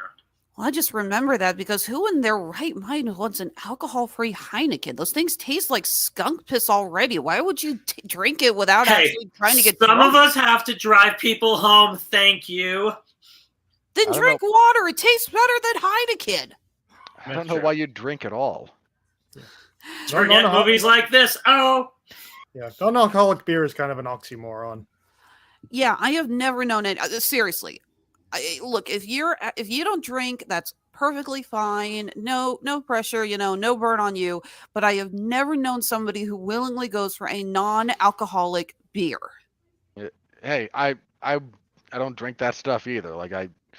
And the amount, you would not believe the amount of stupid teenagers who don't realize that you still have to be 21 to buy non-alcoholic beer. Because you do. Kind of weird. What do you guys think of this from Bob Grimm with Reno News and Review? You really don't have to do this to yourself. You have the power to walk away. Okay, buddy. Or crawl away. Hang on. As someone who really didn't enjoy this movie, I'm not saying I don't appreciate your sentiment. I'm saying that's a profoundly unhelpful segment of the review to pull out, and just feels like you're trying to be a little bit too hipsterish for your own good in this respect. Like, there's plenty of legitimate criticisms to this movie. Going that ridiculous with, no, just walk away, like, no. Sorry, you're trying way too hard. Yeah, see, since we're all kind of like most of us are middle ground about these reviews, I'm just looking for either reviewers that I know we have made fun of in the past, or reviews that I know actually are going to get a chuckle out of us. Like Rendy Jones at Rendy Reviews. That's what I like about these Marvel films, man. I get older, they stay the same. Huh. Oh, I hope he Appreciate never the- eats at McDonald's. Appreciate the reference. And, look, without going too deep down this particular rabbit hole, the formula is well and truly in play for this movie. And it works. All right, so we got Doug Walker, Channel Awesome. The world is an amazing spectacle, but the writing feels 20 years old. Did he just review himself? Oddly, Oh! oddly specific number. He's a really nice guy, though. I actually did a review with him. I did like an interview with him, but I did it before he got like really famous. Mm-hmm. Yeah, he's a really nice guy. Oh, good. That wasn't a personal shot, but just, yeah, seriously, like, No, I agree with you still, but he's still a nice guy. there's a reason I don't watch the Nostalgia Critic anymore, and writing is a big part of it. Like, I'm sorry, like, Doug, you might be a wonderful guy, but writing isn't your strong suit. I'm sorry. All right, Eric Childress from the Movie Madness podcast. Quantumania does succeed in two areas. First, it establishes Jonathan Majors as a great villainous presence going forward. Second, it manages to suck all the fun out of the Marvel palate cleanser that has been the Ant-Man films. Okay. Ooh, you're so trendy. You know what? Here's one of my gripes with some of the criticism of this film. A lot of these critics who complain about the Marvel formula, and Lord knows I do, anytime they try to break from it, immediately start complaining about the lack of fun. Like, sorry guys, you can't have this one both ways. If you want to bash the Marvel formula, and fine, please do. I do. Understand the consequences of doing so, though. Like, you can't just do it willy-nilly. Like, if you want to break from the formula, fine, you should. But know that that's, like, you get different results when you change the formula, and you better be prepared for that. Okay, someone needs to tell Karen James with the BBC.com to calm down. The worst Marvel movie yet? Okay, Karen. Oh, she obviously didn't see Love and Thunder. You obviously did not see Love and Thunder, The Eternals, or Black Widow. All of which I think are probably worse than this in most respects. Yeah. I don't know, actually. Trying to choose between... I might take Black Widow over this. Might. That's a bit of a coin flip. But the other two, I would watch this before I watched The Eternals or Love and Thunder again. Or Ragnarok, for that matter, but that's a me thing. Okay, I like this. Donald Clark with the Irish Times. Imagine a Roger Corman film made with the combined budgets of every Roger Corman film, and you are halfway there. You know, you're not entirely wrong. It's like, that's actually really good. Hey, Roger Corman did make the best Fantastic Four movie. He did. Hang on, what was the for the record? What was the butt? The budget on Ant-Man and the Wasp: Quantumania listed as $200 million. That's probably on the low end. But for the record, $200 million budget. One for each hour. 100 mil for each hour. Oh, another point I would like to make about why there's such a spread between the audience and critic scores. Now it's the cool, hip thing to do as criticism to dump on Marvel movies. Yeah, some of us have been doing this because of their actual reason, not just trying to be cool. Mm-hmm. I have no illusions about being cool. Wait. Go back up for a sec. I saw one. Who? Josh Davis. It's Ant-Man if it was Star Wars, written by one of the Rick and Morty writers during an off day. Again, if you mash up those three genres, you're pretty much there. I didn't really see much writing that was very Rick and Morty. I mean, it's like I did think aspects of the quantum realm looked like some of the interdimensional stuff in Rick and Morty. And the fact that the entire thing is based around, like, I'm the Kangiest Kang, and then there's the Council of Kangs. I'm sure we're going to get to the central finite curve where they build a barrier around infinity to lock out all the infinite universes in the multiverse where there is not a Kang, because, boy, that's dangerous. Yeah, I too picked up on the Council of Ricks thing when I saw the Kang Council. Don't be a Rick. And they're going to be undone by one of their Mortys. Yeah, maybe that's how they solve the problem. Kang just needs a Morty. He really does. Good Lord.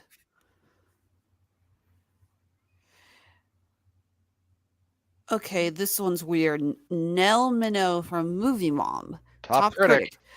The title says it all because the movie is more about the place than about what happens there. There is just so much detail here with the endless settings and characters so overwhelming that they make it hard to keep track of what is going on. I was Okay. able to keep track of what's going on. It's not that hard. Hang on.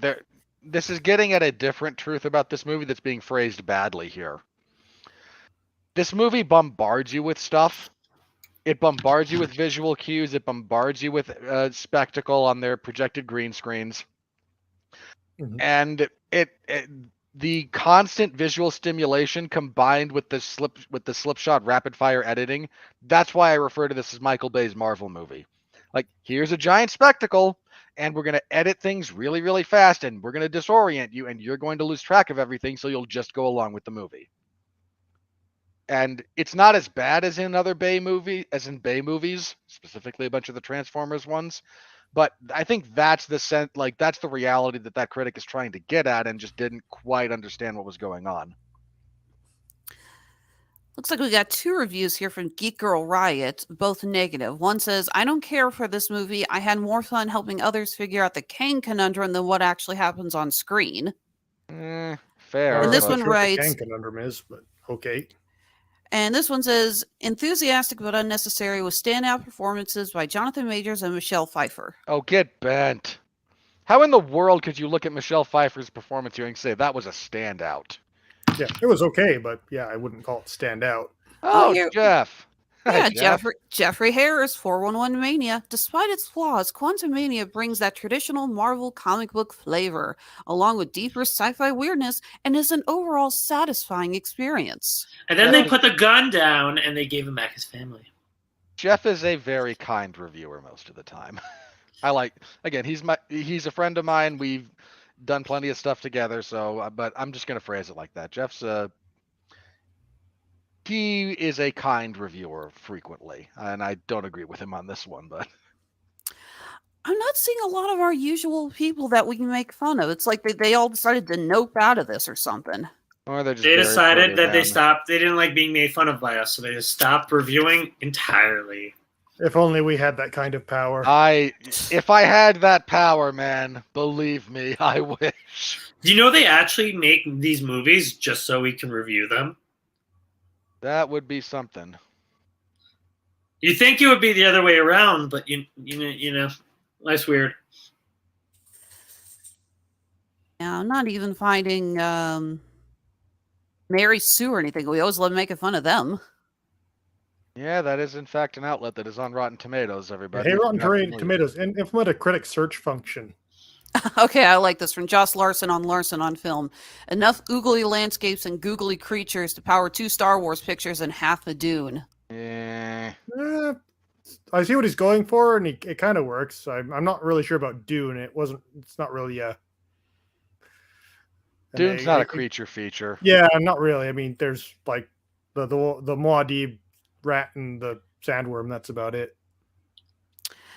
All right, I think we need to end this with Lola Land Chops. Yeah. If we must. If weird's your thing, welcome to Ant-Man and the Wasp, Quantumania. Yeah, That was because incredibly unhelpful. you just speak for all the people who like weird, right? Weird is this broad category, clearly universal. Yeah, define Yeah. weird. Please do. You Well, unhelpful hack. If you like weird, there's a singer. Anyway, moving on. All right, guys. I think we have blathered on enough. So let's go ahead and do our plugs. Mr. Strobel, if you would be so kind as to start us. Well, can I do my narrator voice, my salesman voice? Oh, please, be my guest.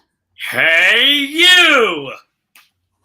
Do you have children that like to read books but are trying to transition between baby books and chapter books? Well, I have some books that are kind of like that. If you go to Amazon,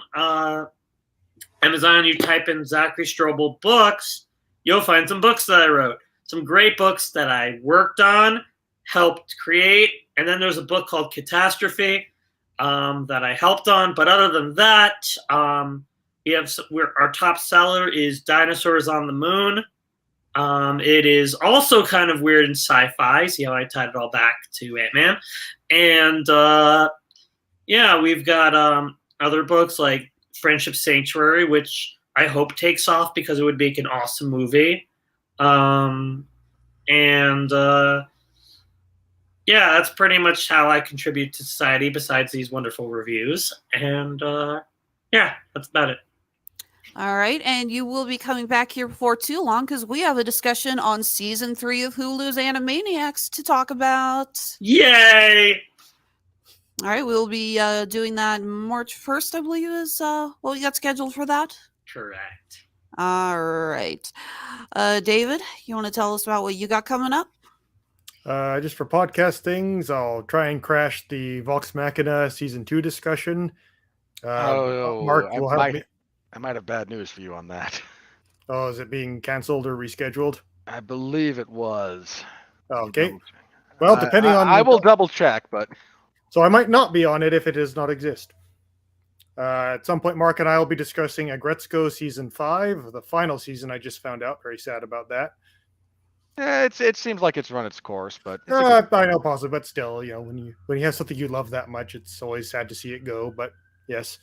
I think Mark did cancel, cancel that one. Legend of Vox Machina Season 2. However, if you feel compelled to talk about it, I don't mind hitting up Mark to try and get the StreamYard stuff, so as a thought. Okay, yeah, if you're up for it, we'll arrange something out. So to be determined, audience.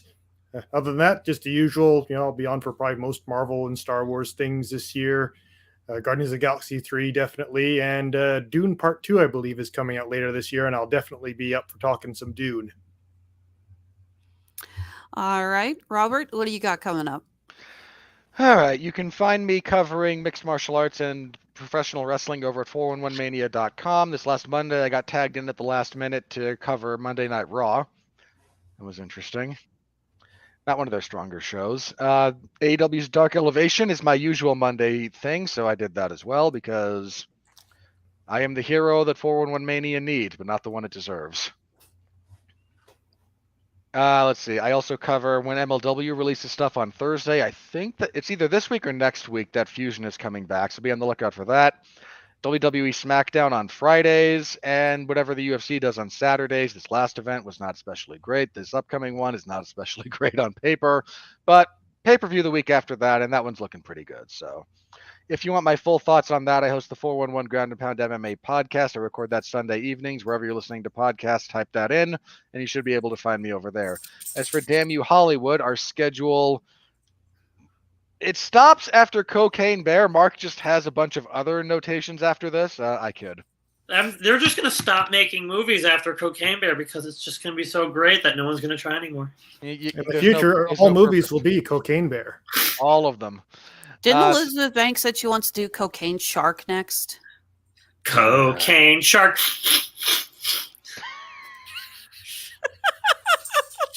Okay, there you go. You got your one. Next Monday, the 27th, will be our review of Cocaine Bear, so tune in for that. We're also going to double up with that. That's going to be myself, Mark Radlich, and Jason Teasley. Mark and Jason have both seen the Winnie the Pooh horror movie, Blood and Honey. Which is getting officially raked over the coals as one of the worst movies so far to come out this year. Who would have thought? Yeah. Who indeed? So Mark and Jason have seen that. I did not, but they're going to talk briefly about that kind of when we go over the money as well. So be on the lookout. Then getting into March 7th will not feature me. It will be Mark and I think just Mark and Jason. They will be talking about Creed 3. So if you want more Jonathan Majors in your life, it will be over there. Tuesday, the 14th of March, will be Scream 6, and if you're curious about the ending of that, apparently it's online if you're curious. So for those of you who don't care about spoilers, if you want to look it up, go ahead. I'm not encouraging you, I'm just saying it's there. And then the 21st will be Shazam, Fury of the Gods. Movie's pretty much dead on arrival, but we'll see. And we round out March with, on the 27th, that's a Monday, John Wick Chapter 4. So be on the lookout for that through March, and then into April, Dungeons and Dragons, Super Mario Brothers, Renfield, Evil Dead Rise, etc., etc. More of that as we get to it. But that's what Damn You Hollywood has coming up in the immediate vicinity. Cocaine Bear, Creed 3, Scream, Fury of the Gods for Shazam, and John Wick Chapter 4. Those will alternate a little bit between Tuesdays and Mondays. Cocaine Bear and John Wick will both be on a Monday due to Mark's schedule. But the others will be Tuesdays at our regular time here of 9 p.m. Eastern. So if you're interested in any and all of that, please do tune in. Hope you have a good time. All right. In addition to the Damn You Hollywoods that I'll be setting in on, I will also be discussing His Dark Materials Season 3 next week with Mark Radulich. Looking forward to that. We had talked about the first 2 seasons already. You can find that on our archive. We had really good things to say about it, so we are looking forward to what they're going to do to wrap things up. In addition, this coming month, Jesse Starcher and I will be bringing back Tripped Up Trivia. We took some time off for that, and with the Dungeons and Dragon movie coming out at the end of March, March's trivia is going to be all Dungeons and Dragon themed. We are looking for contestants, so if you think you can best your own in the knowledge of one of the greatest tabletop games of all time, then go ahead and let us know. Hit us up on Facebook or Twitter. Let us know if you want to play. And now I'm sure Ronnie is blowing you up as we speak. Kind of surprised he hasn't yet. I'm a little insulted. And now on to the plugs that actually do pay my bills because Mark doesn't pay me anything. Honeysuckle Rose Creations, where fashion meets fandom at the intersection of geek and chic. Con season is almost starting. We're getting ready to go back on the road. Our first 2 shows are going to be in Lawrence, Kansas, followed up by Planet Comic-Con here in Kansas City. It's our home show. So excited. They got tons of great celebrities coming out. We just found out that they are going to have William Shatner, Jonathan Frakes, and Brent Spiner. So if you are a Trekkie, you need to get out here to the Midwest pronto. In addition, our shops are fully stocked on Etsy and Handmade at Amazon, although I will be adding a few more, a couple little pieces here and there within the next week if I can actually find time in my schedule to take photos. And as always, you can find us on Facebook, Instagram, and Under Duress Twitter. That's Honeysuckle Rose Creations, the intersection of geek and chic. And so, for Zachary Strobel, for Robert Winfree, for David Wright, I'm Alexis Hejna saying be well, behave, be safe, and stay out of the quantum realm. In 1 minute.